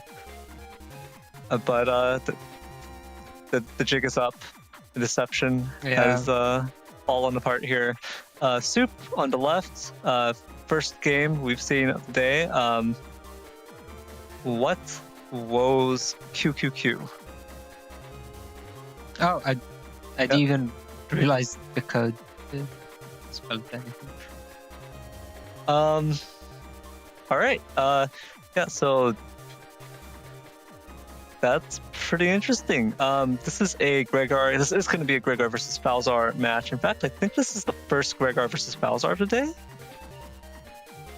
Actually, yeah, I think the first one was Falzar, and then Gregar. I think that might. Yeah. So I think this is the first version matchup, different version matchup here. It is a 1900 HP Buster build with the attack max, charge max, both of them bugged, so they will produce the Buster Jam procs. Especially once the bug fix is in play, the DPS will be. It is pretty interesting here. We have the Magnums and Barrier 200 and W code. We've got only one of the T code brothers. The T code brothers have been split up. Ooh. I guess Tengu Man SP is like still asleep, or is busy with work or something. Only Tomahawk Man SP could show up today. I think it was actually Elements Man SP that sabotaged Tengu Man and took his place. Wow, that's quite a narrative. It's quite a story here. Are you trying to slander Element Man SP? I mean, why else would poor Tomahawk live without his brother? It's just all alone. Maybe it's just poor planning skills, right? Maybe Tengu Man SP just couldn't wake up today, and then they had to find a replacement, and maybe Element Man SP was just a replacement that they found for Tengu Man SP, right? Maybe it's not Element Man SP's fault. I don't know. Did you ever think of that? I mean, I've been seeing Element Man SP quite a lot in places that he wouldn't be. So. Yeah, it's like Where's Waldo, except yeah, just Element Man SP just hanging out right there in the background. But yeah, this folder is pretty interesting simply for the fact that it's not running any invis. Instead, it's got the 2 anti-damage. Actually, no, it does have 3 invis. Oh, wow. All right, I missed that. Right above the erase man there. Triple invis, double anti-damage. So it's running a lot of defense here. Of course, it's running the Colonel Force, the Gundel Force combo, rather. It doesn't have Geddons, right? Because it's not running air shoes, so the Geddons wouldn't provide much benefit here. So there's no Geddon cheese, at least. But still, the Gundel Force combo, as always, pretty potent, pretty capable of making this a one-sided affair. If actually, yeah, with 4 area grabs, it can definitely be quite lethal quite quickly. So it's going to be interesting to see how these 2 builds match up. Do you have anything to say about the matchup? I mean, it's not really about the matchup or even the builds themselves. It's just, I feel like from looking at the setups, it somehow just looks aesthetically pleasing. I don't know. Is that just me? Like, the Navicusts are almost identical. The chip list is exactly the same length between both players. I don't know. It just feels like it lines up. Yeah. Absolutely disgusting. Honestly, it makes me want to puke seeing this the slight difference here in the Navicusts. Fact that it's almost identical just makes me feel sick. Absolutely disgusting. Let's get right into it. All right.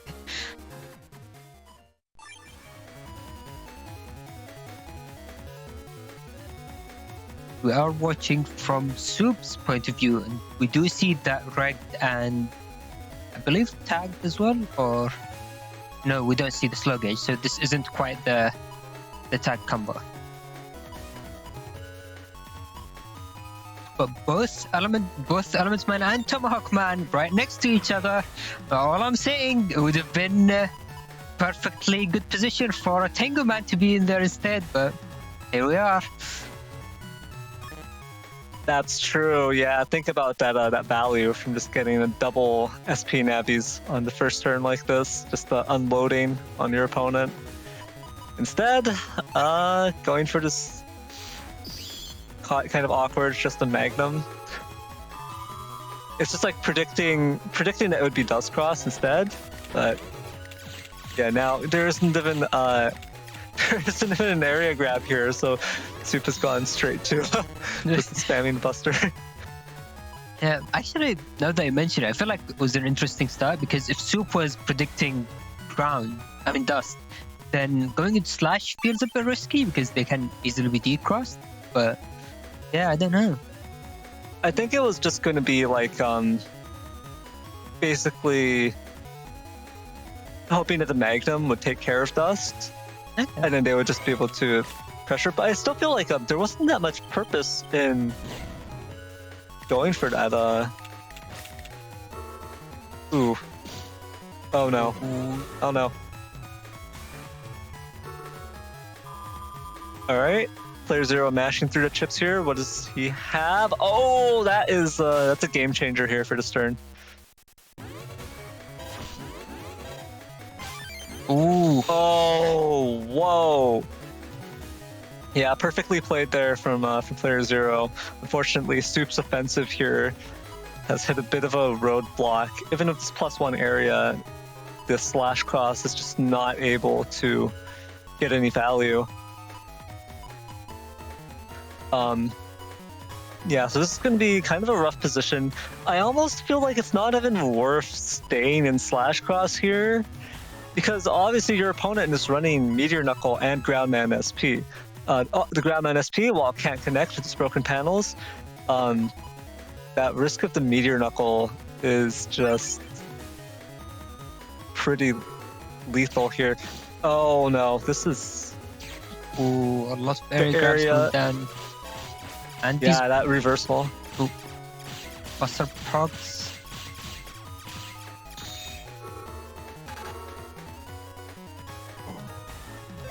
This poor guy, Soup. I guess Soup didn't catch the memo. You never want to trade Buster Jam procs with playerzero.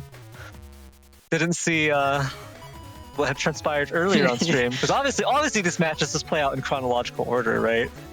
Yeah. Yeah. That's exactly how these happen. Element Man SP, but there's just not that much value here for it, right? Because it's not like your opponent is going to be able to take double damage.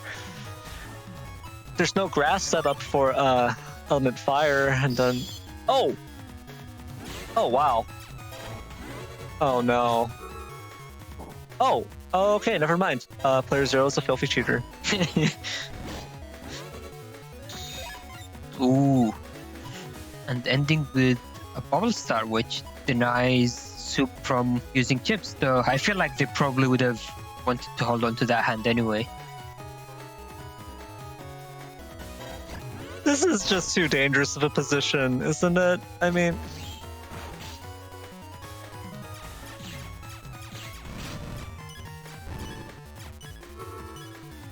Ooh. Oh, no time freeze counter there? Oh. There was a TFC, okay. Was it one framed, I think? Oh, yeah. 480 damage, finally comes down, removes the Tomahawk, but that's probably too little too late. Okay, a recovery 300, and there's plenty of defense here, so it's possible Soup will be able to pull through here, stall out until Gundel Force is in hand. But it's going to be a tall order here still.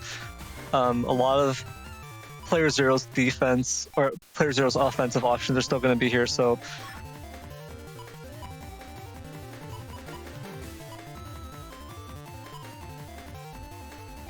I feel like it's really interesting for Soup to insist on staying in Slash, because they don't even have the area advantage anymore, and they are risking getting decrossed, so...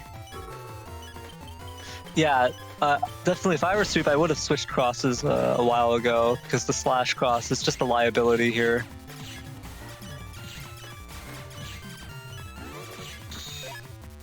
They are getting some value out of Buster Shots, and we are still in normal gauge. I don't think... Is Super playing slow gauge even? Yeah, they have one that's tagged, but it hasn't shown up yet. Yeah, not really being able to cycle through chips that quickly, but I do think we might see Kernel Force coming up soon. Ooh, Judgment does connect and will regain all of that area. Allows an area grab to come down. Ooh, but the area just neutralizes, so not able to confirm the Slash shots.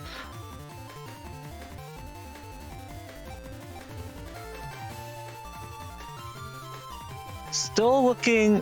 So this is starting to look dangerous for playerzero, simply because we have parts of the Gundel Force combo coming in here. Although I don't know if the Grab Revenge will have any value here. It might just be Beast Charged in the end, because so much of the area between both players has been played out already. Yeah, and I don't think Soup is playing Sanctuary, or they are playing Sanctuary, okay. Oh, I was thinking about Grab Revenge in Z code, so okay, never mind. Life Aura. It's going to be a slow gauge Life Aura turn, but... Huh. Ooh, bit of a slip up there from player zero, stepping into the erase beam. We're just taking it, just tanking these shots, deciding to trade the Buster Jam procs in instead. Not really an even trade there, but Soup is much lower to start with, so. Oh, okay. Tengu Man gets stolen, but it misses anyways. It wasn't in the position to hit either player here. Both of them hugging the one of the correct panels to block it. Oh, there is that life bar is coming down. Nearby miss. Ooh, yeah, that's a painful Neo variable miss right there. Because otherwise that wind rack would have done a decross. But one. Oh, only one hit.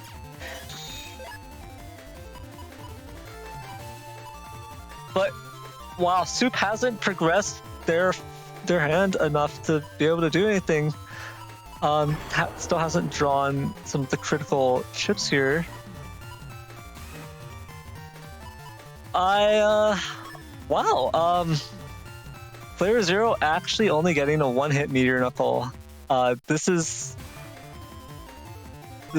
a new national holiday. This is a blessed day. Actually, international holiday. Excuse me. I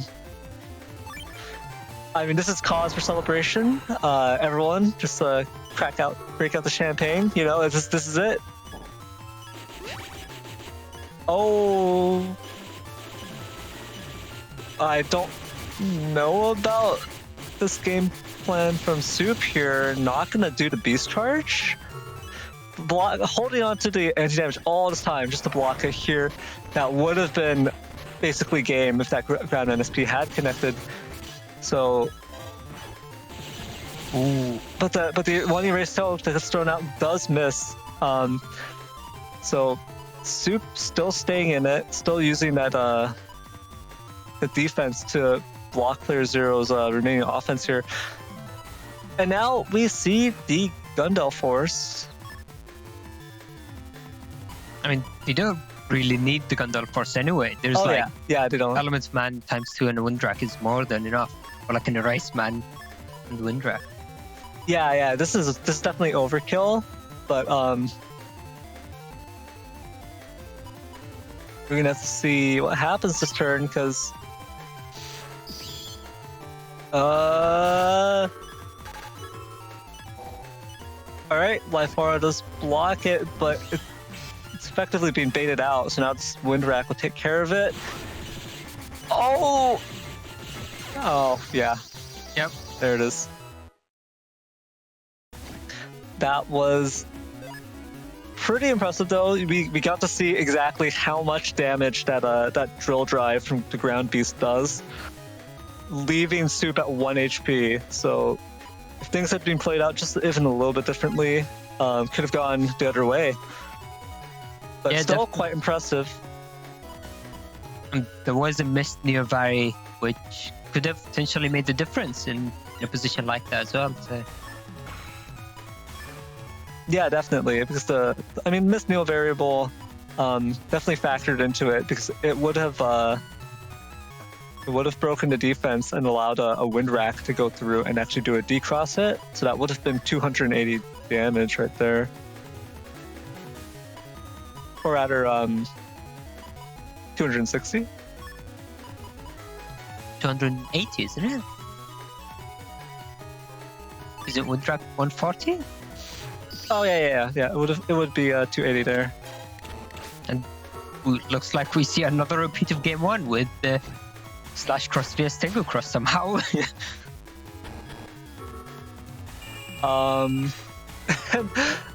But this time Soup does have a single area grab here, so. Ooh.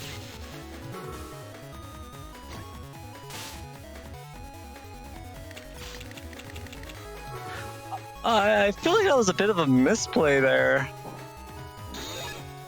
That was I think the correct play for player zero there was actually to just mash the Neo variable, just do the Neo variable dagger, the Neo variable sword, Don't even bother with the inputs. Just mash it out, and then just mash into the Judge Man. And then it's possible that you would have been able to save the Tengu cross, right? Being able to stall until end of turn using the Judge Man paralysis.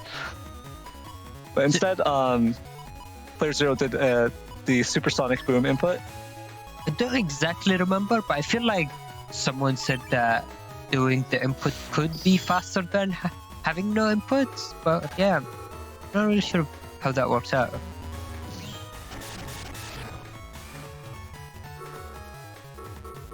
We do have slow gauge being dropped now, and then Invis Soup will potentially be able to land quite a few charge shots.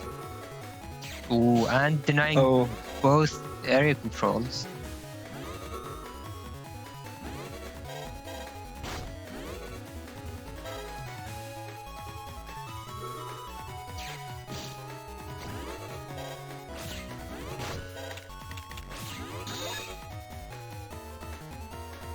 Player Zero definitely on the back foot here, just taking these slash cross charge shots.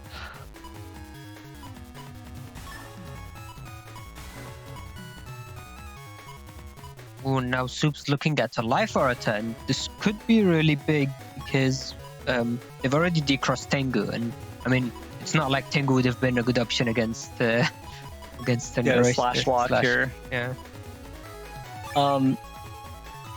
Soup's still pretty bold here. Oh. All right. Ooh. Yeah. So there it is. The Life Aura does block the Groundman SP.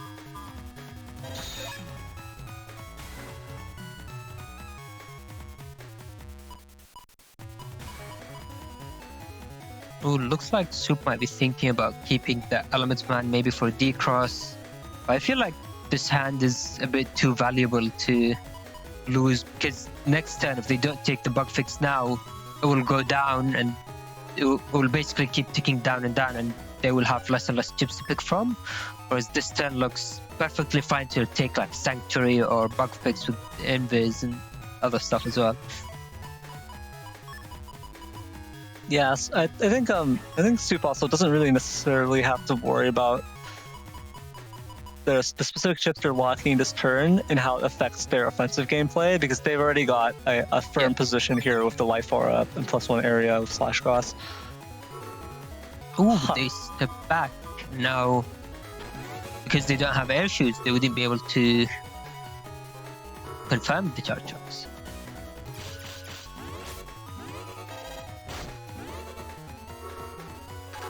And looks like they're refusing to step back here. I mean, they don't even have the slash lock anymore. There's the one safe panel now, so.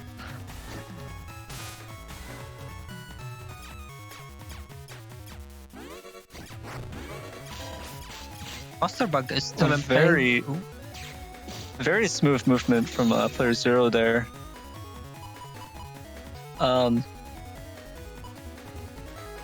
Yeah, this is a bit awkward. Soup can still get this +1 area back and go back into the slash lock position, but I feel like Soup is disrespecting the Meteor Knuckle a little bit too much here.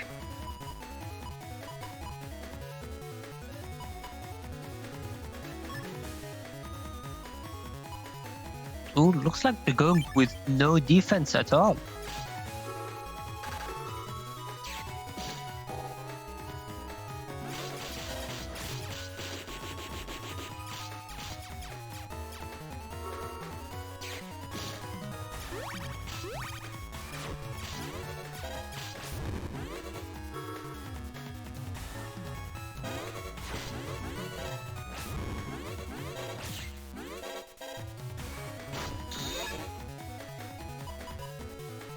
Ooh, but now this is a juicy position to use the Gundel Force from.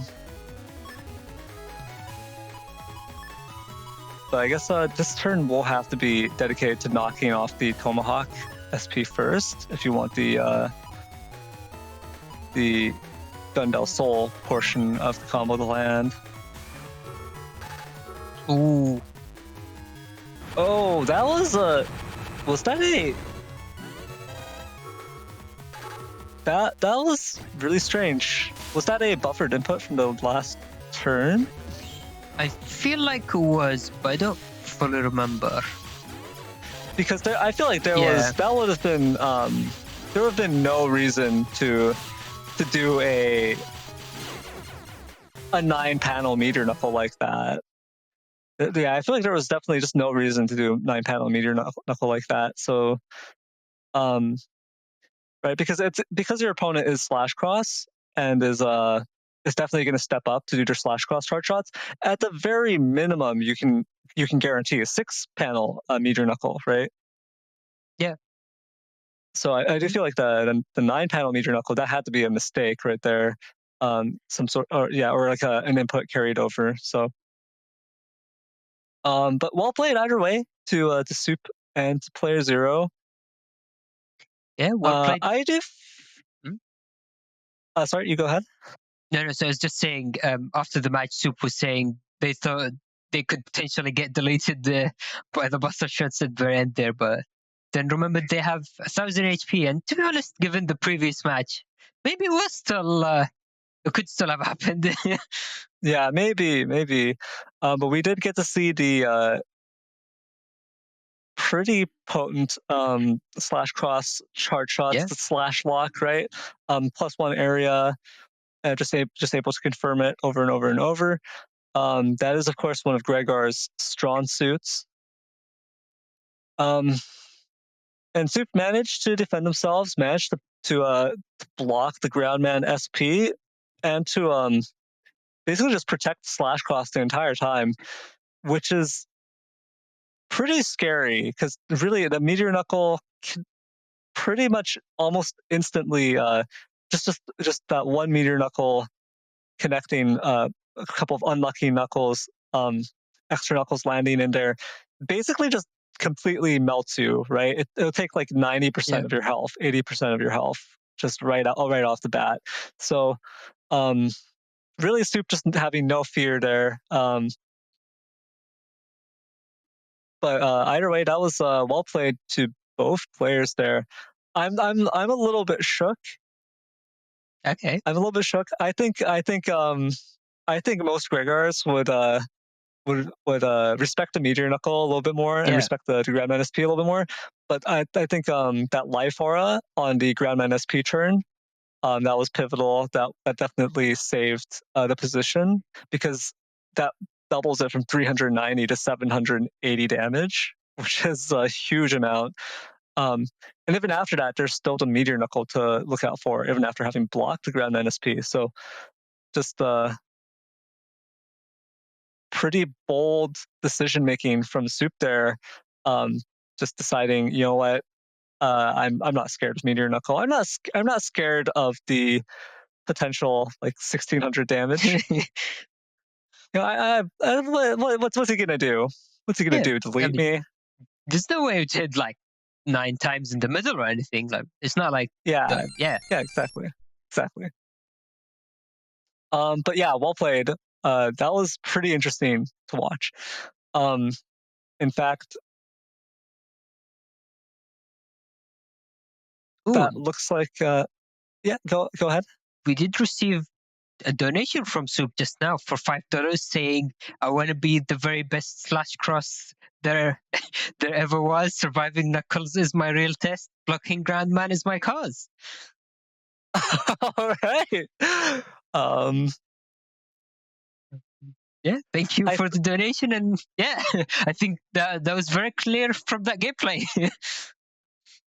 Yeah, on a personal level, I feel like the trauma of getting ×2 knuckled, of receiving a like max hit knuckles or whatever while in slash cross is enough for me to square it off and just go, well, you know what, I have other offensive crosses, I'm just gonna switch. Personally, I shake when I think about it. I just start to shiver, and then for some reason my face gets wet. There's just some sort of strange substance flowing out of my eyes. Couldn't tell you what's going on really, but that's just me personally thinking about it.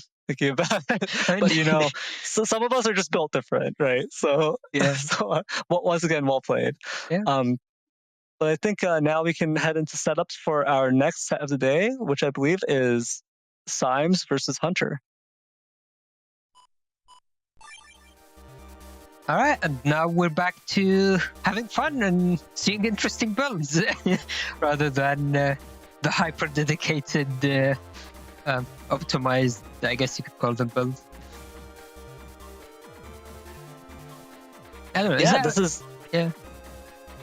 Go ahead. No, I was just wondering, is that a fair assessment? I mean, now we're seeing Symes going back with that Delta Ray and Hunter using Tango, which is also a fairly rare Navicus to see. Yeah, I think that's definitely a fair assessment here. There's this Mag Coil paired with the Delta Ray, of course, so you can just drag your opponent to the center and get that Delta Ray edge in there. That little bit of a combo. And it's a Z code with a Fire Sword. The Summon Black 3s. I mean, Summon Black 3 is just solid. Summon Black 2 and 3, both those chips are just extremely powerful. But then you have stuff like Lance. In fact, that's like, so what is this? So this is Mag Coil and Lance to set up the Delta Ray edge, right? Both of them.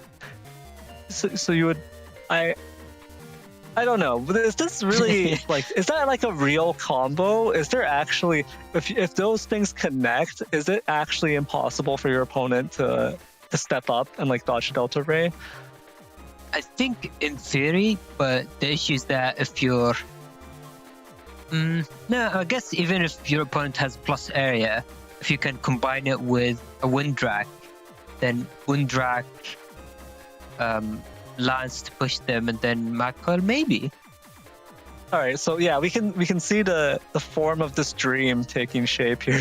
Yeah, sure, a dream is how I describe it. Yeah, it's quite a dream. It might only happen in Symes' sleep. But yeah, it should be interesting. I can't wait to see whether or not this actually works, because it would be really hype. On the right side, though, and this again is going to be another Gregar versus Falzar matchup.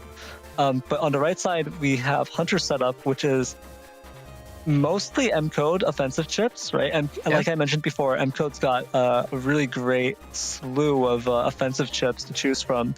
But instead of opting for the pretty safe, pretty powerful, just multiple machine gun 3s, there's only one in here, and instead there's element swords packed in. Ooh. Yeah, so in place of triple machine gun 3, you have the 2 element swords. And this is an Element Man folder, so it's going to be Element Man EX, Element Man SP. It's a trio, all 3 Element Men lined up there for us to see. So they're going to be generating grass so that those element swords can be used. Honestly, I'm surprised that Hunter didn't just lean into it entirely and just also have element trap, Oh, I thought you were gonna say go into E-Code, and element trap would make sense. Yeah. Other than that, it's got the Meteor Knuckle Neo variable combo, of course. Doesn't have Sanctuary, but it is packing Recovery 300s and Life Aura. So, I guess more noticeably, it does have Tango in there. So repping that Tango, of course, that damn cat. Although I don't think anyone actually has any negative feelings towards Tango, simply because it's a little bit unreliable and it can sometimes grief you a little bit. So typically, your opponent isn't going to be like, "Oh no, it's Tango. Yeah. What am I going to do?" Right? In fact, it tends to be people who run Tango have more negative feelings towards it than their opponents do. It's generating more frustration for the person who's playing it. So Yeah, I think that's pretty fair. We've seen Tango replace life auras, barriers, and pretty much everything. So, but I think with that, that's all I have to say about this about these setups. So I'm ready to move in if you are. All right, let's head into the match and see how it plays out. But actually, I think you missed out on the best chip that Hunter is running. You haven't mentioned Neovari. Oh no, I did mention it being paired up with Meteor Knuckle, the encode offensive chips there. But okay. I mentioned it, but of course I will have to contest it being the best chip. It's one of the worst. And I would say it's like if you had to choose between the sword and the Neo variable, I still think it's a bit of a tough call. I think the sword is situationally better than the Neo variable, right? Yeah. Yeah, I mean that's fair. That's fair. It's debatable. It's debatable. I can see the case made for both options. I can see that.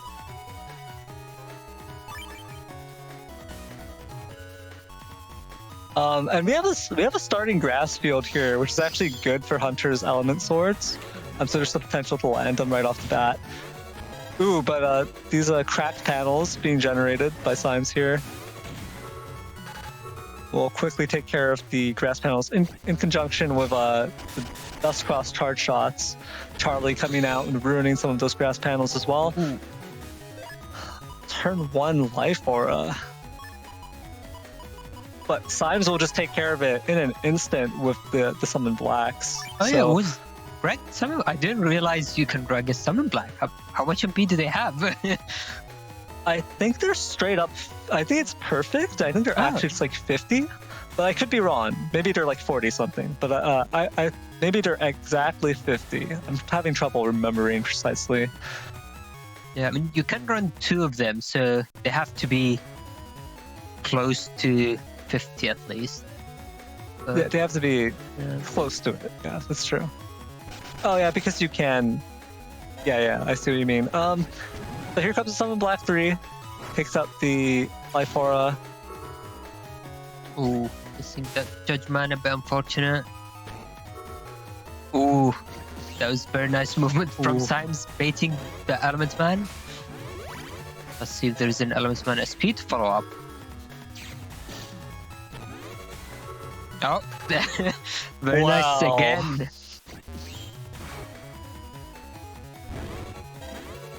Spicy movement causing all 3 Element Men to miss, I believe.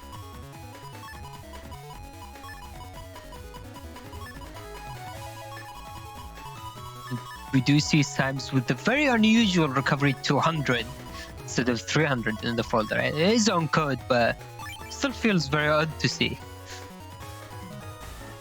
Yeah, generally you only see the recovery 200s if the folder is already also running 300s, just for like maximum recovery cheese. But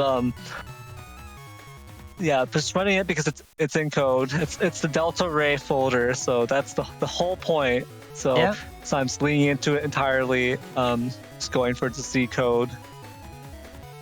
Symes does also have custom bug level 1.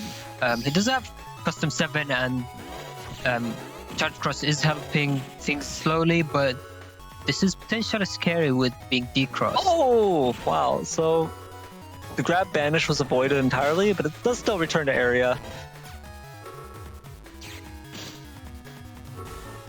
Ooh, a lot of area grabs or area control coming down. Nice. Being able to activate the rush at the very end of turn. Now Symes can cross into something else. Potentially Elect Cross, maybe? Elect Cross would be very risky here versus the Mega Boomers and M-Code that Hunter's running.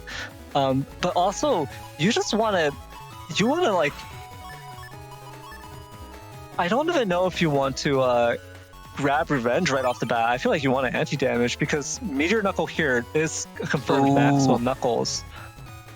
So I feel like Yeah. you actually want to start with the anti-damage and then go for the grab revenge to return area, just so that But I guess if it's gonna be a time freeze, right, where you're starting it Yeah. off, then yeah, this order does make more sense but you'll be tossing the grab revenge Yeah. in that case, which will lock you into this perfect mega boomer shape area, while you're in Eli Cross. So I do feel like it's just an awkward situation either way.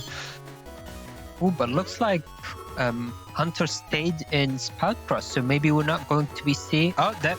Never mind. There it is. Yeah, there it is. Great call.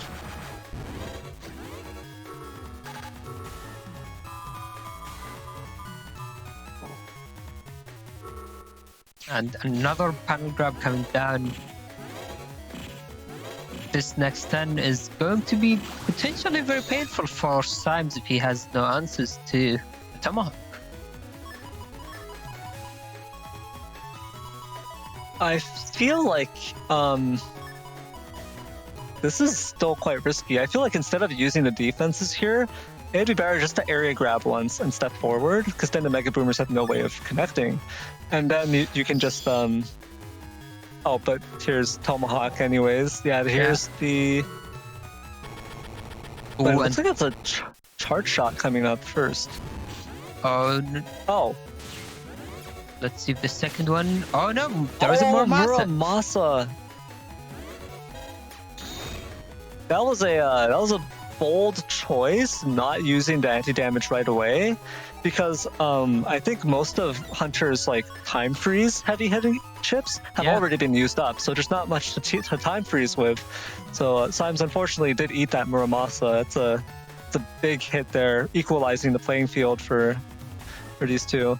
Yeah, I feel like it was actually very brave from Hunter to just go for a Muramasa like that without beast out, without any way of confirming. Straight away going for it. But yeah, it worked out. Yeah, definitely unpredictable choice there, but it worked out perfectly. Ooh. Oh no. Oh, nice. Yeah. Defense. Yeah, Symes will even block the rest of the hits. Ooh. Very nice movement from Hunter, avoiding the charge. It's here. It's here. Is it gonna happen though? It's literally a single step up, can deny everything.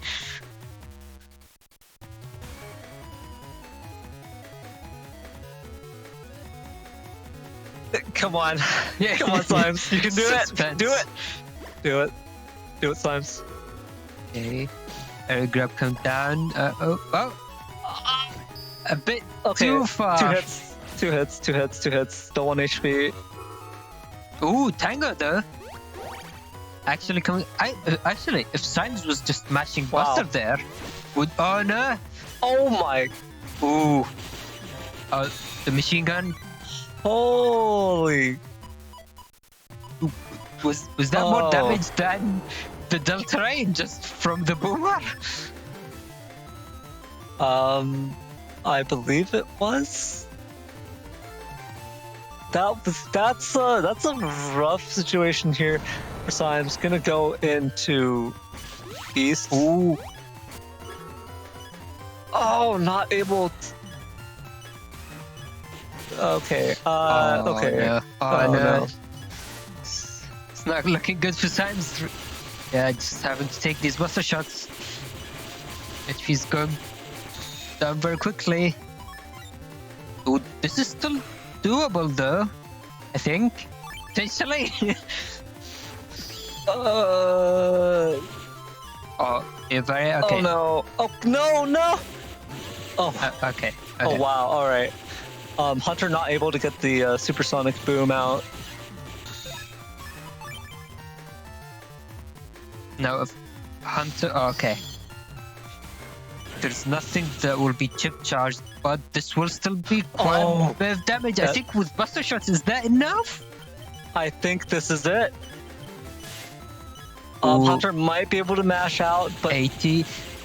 Ooh, single Buster. Oh no! Oh wow. Down to the wire, 1 HP. Oh, so unfortunate.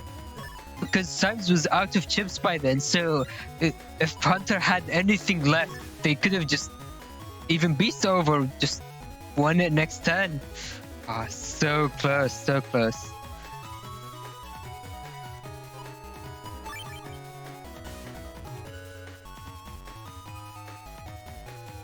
And yeah, Symes with that Delta Ray getting so much value that I think it was actually less damage than a Sword Star Chip would have done. Because he had to use 3 chips to land 2 hits, which isn't really worth it. no! Oh, and now getting blocked. Let's see, and the Briscani doesn't even activate that Guardian there. Yeah, after all that hard work knocking off those defenses, Symes just that Summon Black 3 got blocked by one final defense there from the Risky Honey 3. Oh, that's it's a little bit rough. Symes does have a Fire Sword, which in theory he could try to slash glitch, but I don't think that's really going to be on his mind to understand. That is some serious style points though, Yeah. right? Going for the charged Fire Sword. Right, I think that is the play, right? Yeah. Ooh, and the Punisher Guardian 200. getting in 200 damage for free. There is the anger, but does it look like Hunter's going to really get much out of it? They're taking quite a lot of damage in one turn. Yeah, and now there's even the slash lock to worry about. Ooh, never mind. The Risky Honey makes it worth it, and now Symes has no defense against the potential counter hit or potential full synchro from Hunter. So if Hunter follows up with like an Elements Man SP or even just Elements Man EX, that could be a very devastating turn. No, just think about a raw Meteor Knuckle coming out here against Slash. Oh no. Yeah, so even though you've got this +1 area, there's no way you're holding on to Slash Cross in this situation. Yeah, exactly. So Symes is going to tap out here, just go, no, I don't want to be deleted instantly. I mean, even going with Slash, to be honest, I feel like it's fairly risky. It's like, oh, okay, no, it's a bit better now, but oh, it was a Meteor there it Knuckle. was. Yeah. There it was. Oh, shame. They should have just gone for it with that times 2.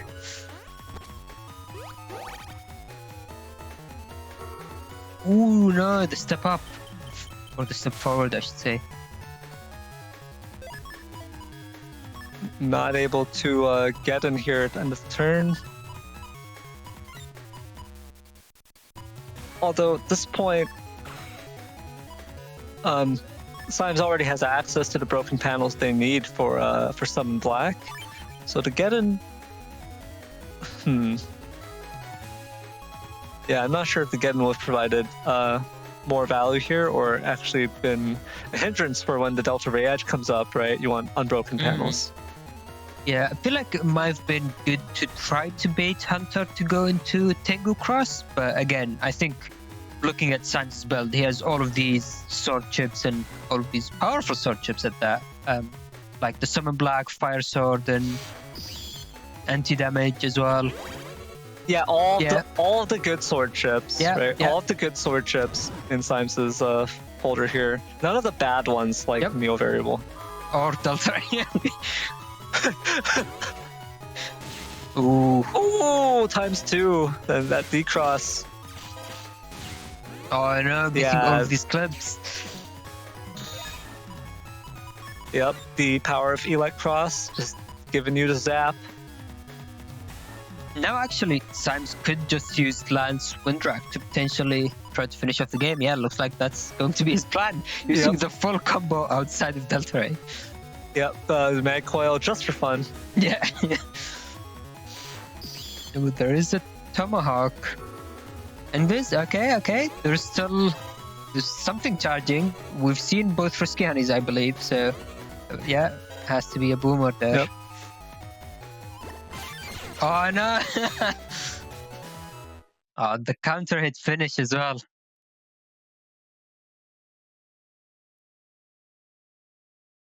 All right. I mean, well played to the Symes and Hunter there. Pretty interesting builds, pretty fun builds from both of them. Of course, Symes ends up taking it with the not quite Delta Ray combo. Yeah. the Mag Coil, the Lance, and the Wind Raft there, just ending it there. But well played, both players either way. That was a pretty entertaining set. Thank you for submitting that. Yeah, definitely. And I mean, you saying that Mag Coil, Lance, Wind Raft, I feel like we need to find a name for it. Like we have Gandalf Force, and maybe we need someone has to. I guess we could brainstorm some ideas for what that combo could be. But yeah, well played to both sides. And with that, we can head into setups for our next match of the day with Shadow vs Makuto. Okay, so this is. I mean, I started by looking at Shadow's build. So it's a pretty interesting build he has there. Yeah, I mean, this is the second time today we've seen the anti-damage Navicus program here.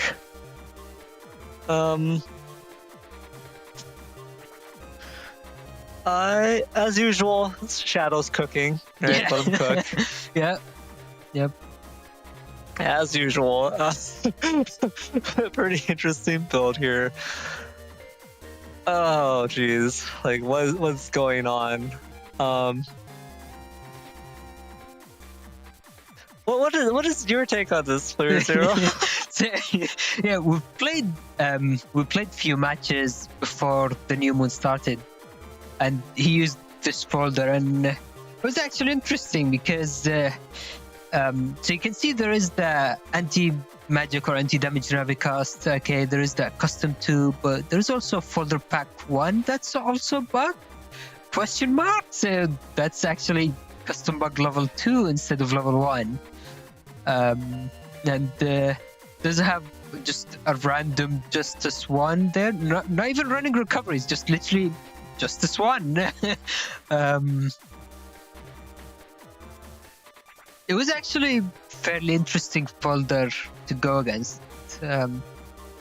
Obviously, there is also the emotion bug, which I'd say Shadow is the local emotion bug expert. Yeah, that's true. I feel like it's hard for me to comment on Shadow's build here. Shadow's just always cooking. Shadow's just Shadow's a bit of a master chef, you could say. I think that's definitely a fair assessment. Always has very interesting builds, and I think builds like that just challenging. You know, similar how to Symes did in that one anniversary tournament. You know how he won with a folder that basically has no defense. It was very interesting. Yeah. I remember that. Yeah. I remember the conclusion of that. Yeah, Symes took it and became the just took away that anniversary event. Yeah, I remember. Yeah, and so looking on the other side, we can see Makuto's build, and it feels a bit of a more standard, at least Navicast. There is the G code with a bit of S code splash, which is interesting. Yeah, that's true. There's quite a bit of interesting chip selection here. Of course, both players are running the hub batch, but yeah, the G code, Machine Gun 2s, so the uninstall, bubble starters. So these are all staple G code. Like I've said earlier in the stream, G code is just so good. Yeah. It's just so good. And then Makuto here running Aqua Dragons too, just so you've got the only thing you're missing here is the Elect Dragons, right? Maybe Makuto will be able to borrow Shadow's Elect Dragons to just have all the dragons here. Oh yeah, I feel like Marvino did a build with all the dragons at some point, but that's just anyway. Yeah, I remember the all dragons build, just the dragon build. This is a Falzar versus Falzar mirror matchup, of course. With both players running Hut Batch and then their Buster being bugged here. So it should be interesting. But I don't know. This is it's running a single area grab. Ooh. Oh wow. Look, wait, is Shadow running any area grabs? Yeah, Shadow's got 3 area grabs, so not a lot, but still 3 is like that's all right. Yeah. But it's running just a single area grab here. That might end up being an issue here because Shadow really wants you to stay on your side of the field so that like that Justice 1 can connect, and then Shadow can. Well, Shadow can just do Shadow things. I'm not gonna speculate anymore. You know what? Sure, let's just. I'm just roll it. Just roll it. Let's just see how it goes.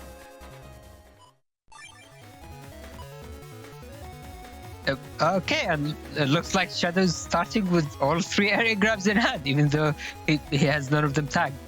Yeah, that makes sense.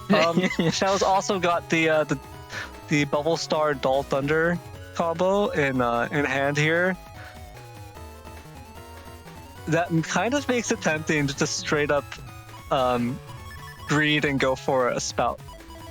But no, because you wanna make use of emotion of the emotion bug. So instead of getting like the guaranteed ×2 on the Bubble Star, maybe you'll get lucky and you get ×2 Dull Thunder instead, and it's just gonna do a bajillion, 1 trillion damage to your opponent while you're bubbled, right? Who knows? Yeah, it's like the Spoutsman clip with getting hit by Bubble and then a Dull Thunder by an Elect Man is just getting nuked out of nowhere. Oh wow, the invulnerability from the wow, that's Ooh. unfortunate for Makuto here. Oh! I feel like that was definitely a mistake. Mashing up the cubes there. And Shadow ending turn with anger. So he doesn't really have much to take advantage of it. There is the Magnum, but by the time the flashing ends from Makuto's, the Magnum is just going to be normal damage again. Unless he gets another ×2, which I guess could happen. Ooh. Oh no! Oh, there you go. Oh, that was so close! That was so close! Oh, but no. Yep, both players just trapping each other in the area. Oh, Makoto stepping forward, and ending with another. Okay, another ×2. Yeah, just do the ×2, roll 3. This is that's the play. Yeah. Your opponent doesn't have anti-navi or anything, so there's no chance of this backfiring here. At worst, it gets blocked, right? But you're still gonna get the healing. I feel like in this position, I'd go greedy and just go with the Wind Drag, because I mean, Wind Drag ×2 is still quite a bit of damage, almost 300 damage, and it's basically guaranteed in that position. And then maybe leave the TFC to afterwards. I don't know. I kind of feel like there's a high chance that Makuto is going to cross cancel or beast cancel here anyways, so it's not really a guaranteed damage anyways. There's the roll. Ooh. Yeah, so it will get blocked here, but still giving you the healing. Yeah. Oh, wow. Nice. The timing... Oh, no, didn't TFC the... Ooh. I wonder if he was waiting for ×2 for the recovery. I'm not sure if that was worth it.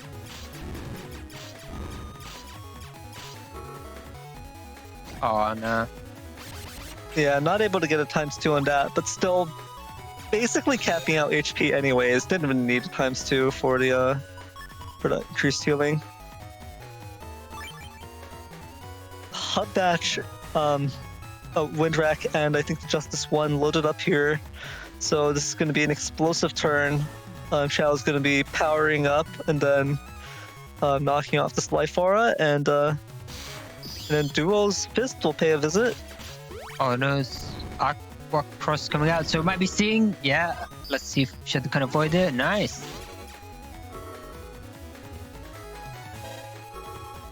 Oh, Grab Banish is coming down there. Actually, I wonder, is there enough time to use Grab Banish into an Ice Dragon to apply the freeze and nullify the flashing? Can you do that? I'm actually not sure. Yeah. I feel like there should be enough time. It wouldn't be charged, obviously, but just on its own, potentially. Oh, yeah, okay, Yeah. on its own, I think that the potential is there for that. But yeah, definitely, if you're trying to charge it, it's a different story. Oh, looks like Shadow's going for the double Elect Dragon play. At least one of them is going to connect and do massive damage. But not before the Spoutman applies freeze here into these ice panels. Ooh. Unfortunately, the Judgment does not connect for Makuto here, so Shadow is going to be able to avoid that. It was very close to getting in ×2 on top of that D-Cross as well, and ending the turn. Oh, but you know, Shadow does have another roll 2 here. Could just start the turn with it to heal, but I guess you know, you might be able to get another ×2 anyways. In fact, it would be a very juicy one with the double point. You'd just heal the fall, basically. Yeah, I mean, I feel like that would be enough to just delete instead. You don't even need to worry about how much healing you're gonna get. Ooh, Hub Batch is coming out, so now Makuto is going to be able to move around freely. The rush, but unfortunately that wouldn't really give anger because the motion bug just cycling through. Ooh. Oh no. Is that still an out? Not quite. Okay, 1 HP, the undershirt value. Yep. Unfortunately, Shadow doesn't have anything here that can pierce Invis, so Makuto is going to be safe for a little bit here. Not sure if there's anything that can be done about this position though, right? Because both players are running Hub Batch, it's not like they have a big offensive Giga that could turn this around. Yeah. So Makuto is going to be struggling to knock down Shadow's really hefty 879 remaining HP. Ooh, uninstall. The Raceman is going to miss, unfortunately. Shadow does have a Magnum lined up, which you can potentially TFC here. Let's see if it lands. Yeah, there it goes.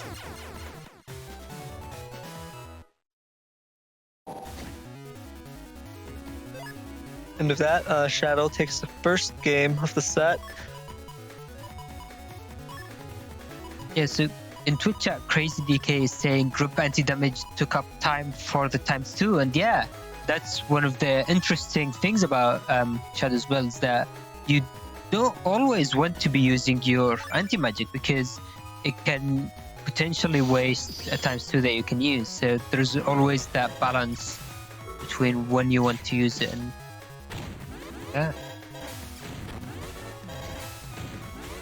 Well, looks like both players started with Okay, well, but you're still getting the D-Cross in ×2, so that's fine. Oh, so close. So close. Yeah. This is why playing with Emotion Bug is... It's both tempting and risky, because you probably wouldn't have been able to get any value out of that ×2 by seeing it and then seeing it go away as well. It's just like so sad, I guess. Yeah, I mean, the emotion bug does a good job of really making you feel the ups and downs of those emotions. Yep. You know, you're feeling, when your ×2 disappears right before you use your Giga or something like that. Yeah. You're really feeling that anger. And I feel like Salad mentioned that she had a game where like 3 turns in a row she had Buster Bug, couldn't finish off the opponent, and couldn't beast out because of rolling tired randomly. And yeah. Ooh, that was a ×2 Elect Dragon there, at least getting that 300 damage. Even though the ×2 Element Man did end up getting blocked by anti-damage there.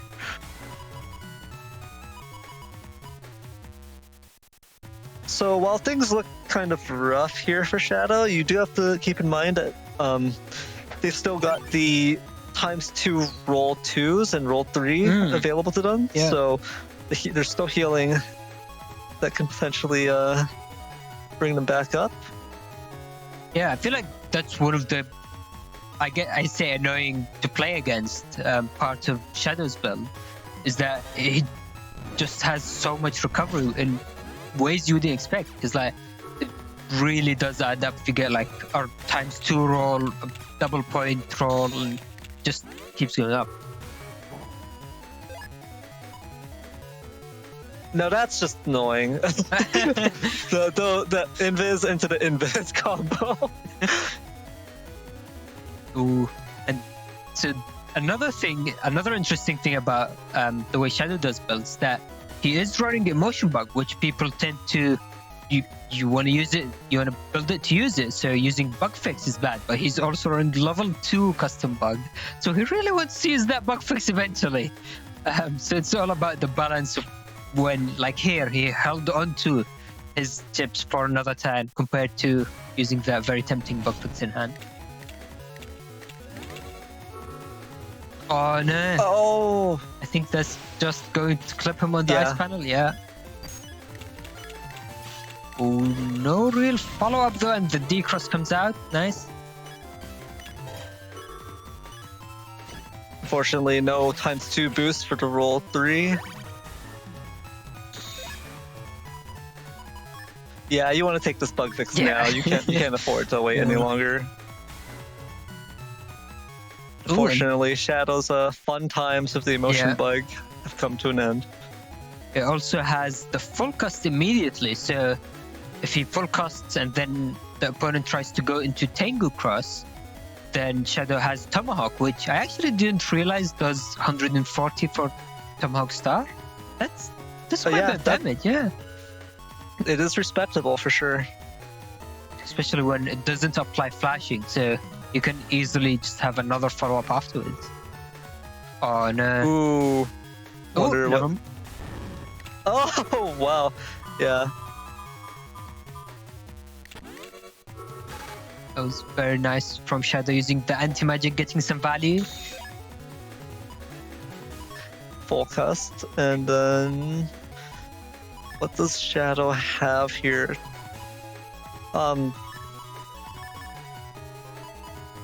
The Bubble Star Dull Thunder combo, of course, does a ton of damage, so Makuto's gonna have to watch out for this. I think Crush is still in play, isn't it? I don't think Shadow's activated Crush this game. Ooh. Oh, the double hits from Bubble. Oh no! That's actually bad for Shadow, because I mean you'd think, oh no, Makuto end up getting hit twice, but because of that, Shadow missed out on the Dull Thunder and the ×2 from it as well. Yeah, the Dull Thunder is the critical part of that combo, unless you're charging the Bubble Star with Spout Cross, then it's like, okay, fine, it's not that bad. But otherwise, yeah, losing out on the Dull Thunder ×2 Dull Thunder, that's huge. Because I mean, not only are you not getting ×2 damage, you're also just not able to confirm it anymore. So that's a really big loss there for Shadow. Oh no! Now that Makuto has seen the Dull Thunder, they're more confident in going into Spout. Oh no, Shadow's HP is starting to get fairly low, and on the ice panel, a single Aqua Dragon can finish the game off.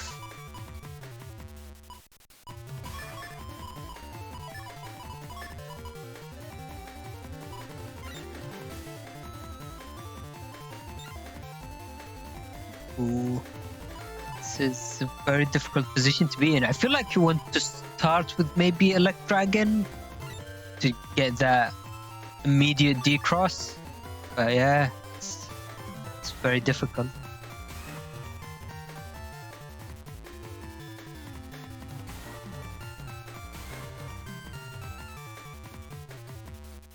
Makoto's thinking about the turn. They might have had the other Aqua Dragon in hand, and they're considering, oh, do they keep the Aqua Dragon into the turn? Do they take a new hand?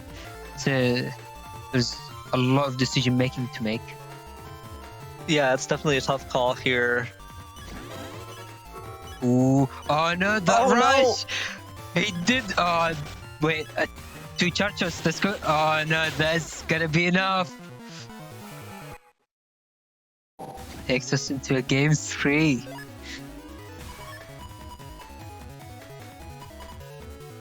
Ooh, that was unfortunate. Not activating the rush on the life hour. So there's a number of ways to deal with rush. Rush only works if used in real time, so you can get around it by using Invis in a TFC, or if you have a barrier up, then you can also get around it. And unfortunately, Shadow just so easy to forget about rush, but he always comes back and gets that bite.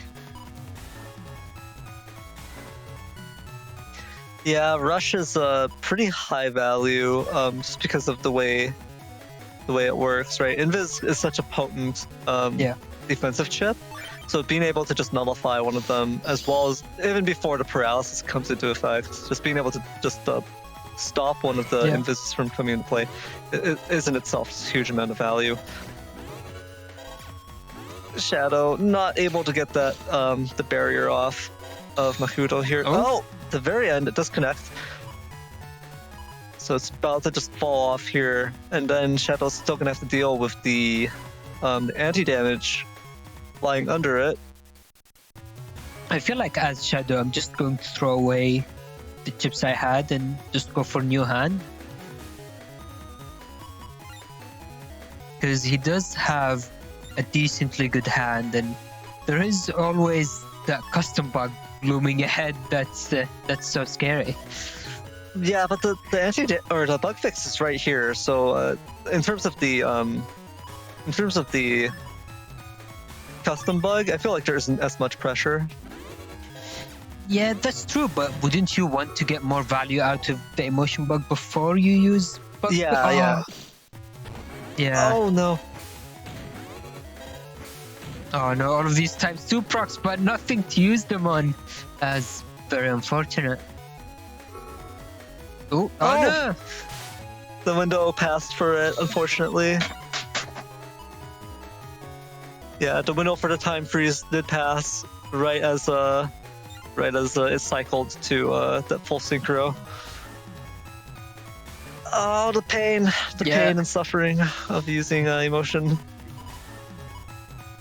That is emotion bug indeed.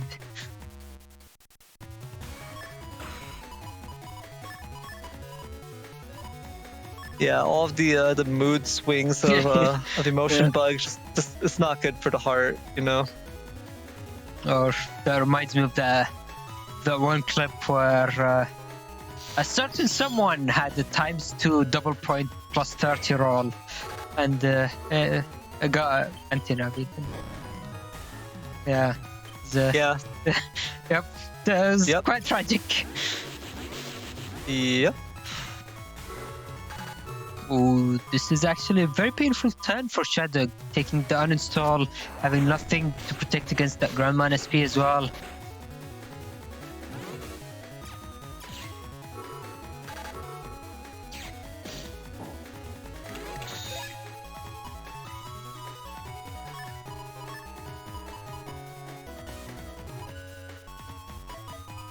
But now we have bug fix out, Shadow went into a cross, so no more anti-damage B-back activations, so just a normal game of Battle Network 6, which is feels like a funny thing to say. I think the uninstall has already connected, so that so it actually already got removed, which is more incentive for Shadow to just go into a cross. Yeah, that's fair enough.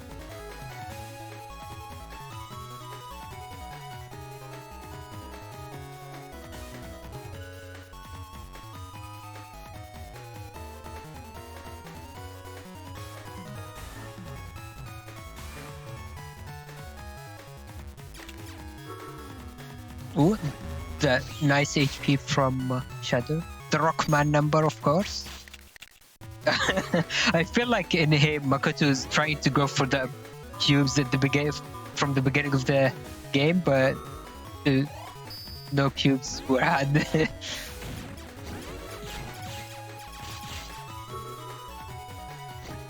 Buster Jam proc coming through there. Roll 2, gonna knock off the anti-damage and heal Shadow for a little bit. Oh, nice. Roll 3, gonna heal Shadow for just a bit more. Equalizing HP just a little bit.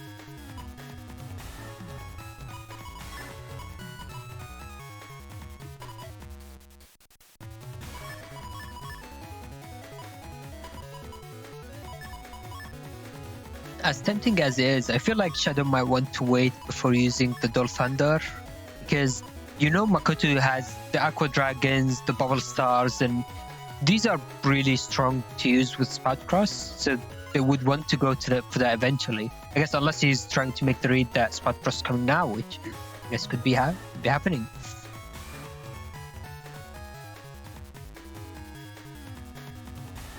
Yeah, the potential for a bubbled Dull Thunder on Spout Cross. Yeah. That's an absolutely devastating play. So How much throwing damage? it out now, just hoping Makuto goes into Spout. Yeah, how much damage would that even be? Like 180 times 3, is it? Should be times 3, yeah. What's 180 times? That should be 540. Okay, just okay. the Dull Thunder Yeah. 3 should do 540 there. So yeah, it's a really big swing. And I don't think we've seen the Ice Seed yet, given...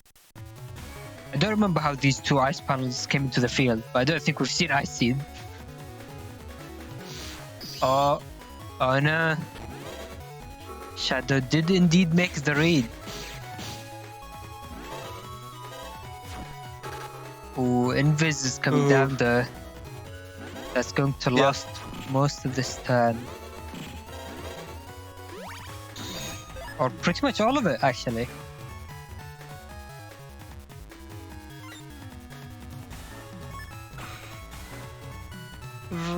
I mean, Ooh. I can see why. So he's trying to use trying to use Spout Cross to allow him to move on top of ice panels, but having to take that very powerful combo. And now chip charging. There it goes. and that was exactly what Shadow needed here to stay in the game. Knocking Makuto down. They basically both reduced each other's HP by about the same amount there. But that does mean that Shadow can still claw his way back in here. There's about a 500 HP gap, but it's not so big anymore. It's not so much that that it's hopeless. Ooh, very nice movement. nice. Yeah. Shadow avoiding getting frozen, now cracking all of these panels, but Makuto does have Habach for now, unless the uninstall Bubble Star connects, which feels a bit unlikely, but I guess it is Bubble Star 3, which is fairly quick. Makuto being in Tomahawk does mean it's probably going to be time for the Wood Dragon, Heat Dragon combos. And so Shadow is going to want to try to deal with that. Ooh. I feel like you might want to start with the recovery, maybe? Yeah. Though I'm surprised it's taking the bubble uninstall instead of the Heat Dragon uninstall. Oh, no. Oh, very nice. Now it's going to avoid that Wood Dragon as well. Very nice movement from Shadow. Unfortunately, gets hit by the Heat Dragon at the very end, but that would have been game if everything had connected. Oh, yeah, that's a pivotal Bubble Star right there. It was charged up and it had the uninstall on it, I believe. So it could be anyone's game here. Both players down to about 300 HP, but Shadow does have the advantage here, having landed a bubble end of turn. Makuto's gonna have to try to cross cancel or beast, try to get out of this.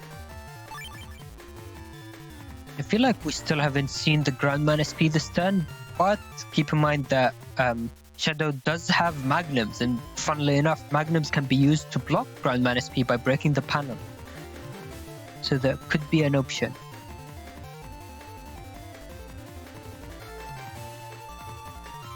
But we also haven't seen the machine guns from Makuto. I don't think we have, at least. So machine guns with the uninstall can be a lot of damage. Ooh, Bubble Star, and there is that machine gun. Ooh, counter hit. Oh. No. Yeah, I think you just got to go for the life art. Even though it won't really buy you much time, it's better than nothing here. I think if possibly Shadow's... Tomahawk grass. So the thing with Tomahawk on grass is that the healing on grass while below 110 HP is much slower than when above 100 HP. Oh no, the B back and B starts much more difficult. That's it! That's it! And then the wind rack follow-up. Wind rack. Yeah. Yeah, because it ended up being Tengu Beast, the input for it tends to be harder to get the back B. And that actually bought Shadow. That was perfect. The Life Aura bought Shadow that much time, forcing Makuto to try to get the back B on Tengu Beast. And the Tomahawk, of course, one of the great things about Tomahawk, man, is that it doesn't flinch your opponent. So able to just combo it seamlessly. The 280 damage Tomahawk Man. Of course, undershirt, blocking it to 1 HP, but just because of an uninstall having landed earlier, there's no more super armor, which has led into a confirmed wind rack. So that sealed the deal, and Shadow managed to take the set. Yeah, very nice.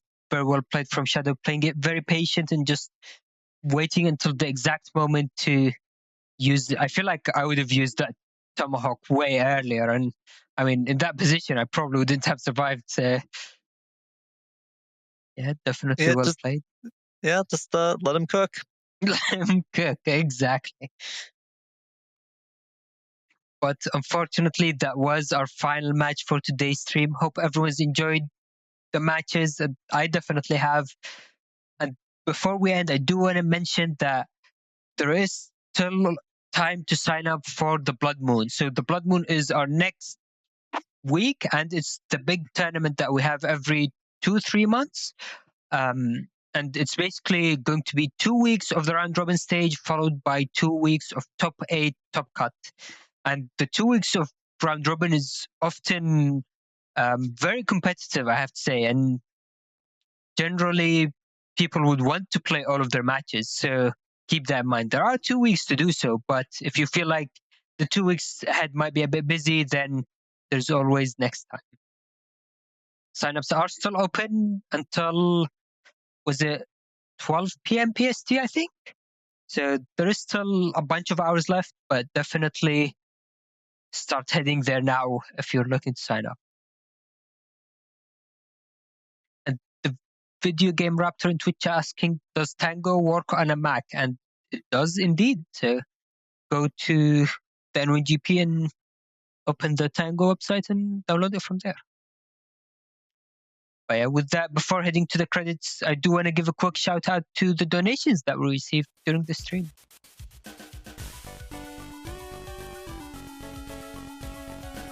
So thank you, I'm So Calamari, for donating earlier today, and then for Soup for donating that poem. I wonder where that was from. All right, and seems completely unfamiliar to me. I have no idea where that could be from. Seems like a 100% original. Yeah, I think so. Yeah. It rhymes pretty well though. I liked it. All right, with that, let's head into the credits. I don't know why I said it so mysteriously, but thank you again, everyone, for watching, and thank you to all of the players who played and submitted their matches as well. I believe Alpha was the closest to completing all of their matches with 1 match left. So always a pleasure to see players achieving that milestone. Huge shout out to Salad for organizing the tournament as always and making the stream layout. And thank you, Nareth, for joining me on commentary today. Yeah, it was a lot of fun. Those were some amazing sets. And yeah, thank you everyone for watching. Thank you for submissions as well. Thank you to everyone who donated, so on and so forth. It was great, just experiencing that with you guys. Yeah, definitely so. And I don't want to forget as well, people working behind the scenes, HonorNite for organizing the votes and submitting some of the scores in as well, and Marvino and Nareth for submitting scores. Which is a lot of tedious work, so thank you as always for helping things run smoothly. All right, with that will be the end of today's stream. So hopefully we'll see you all next week with the first Blood Moon of 2023. Thank you everyone for watching, and we'll see you next time. Goodbye.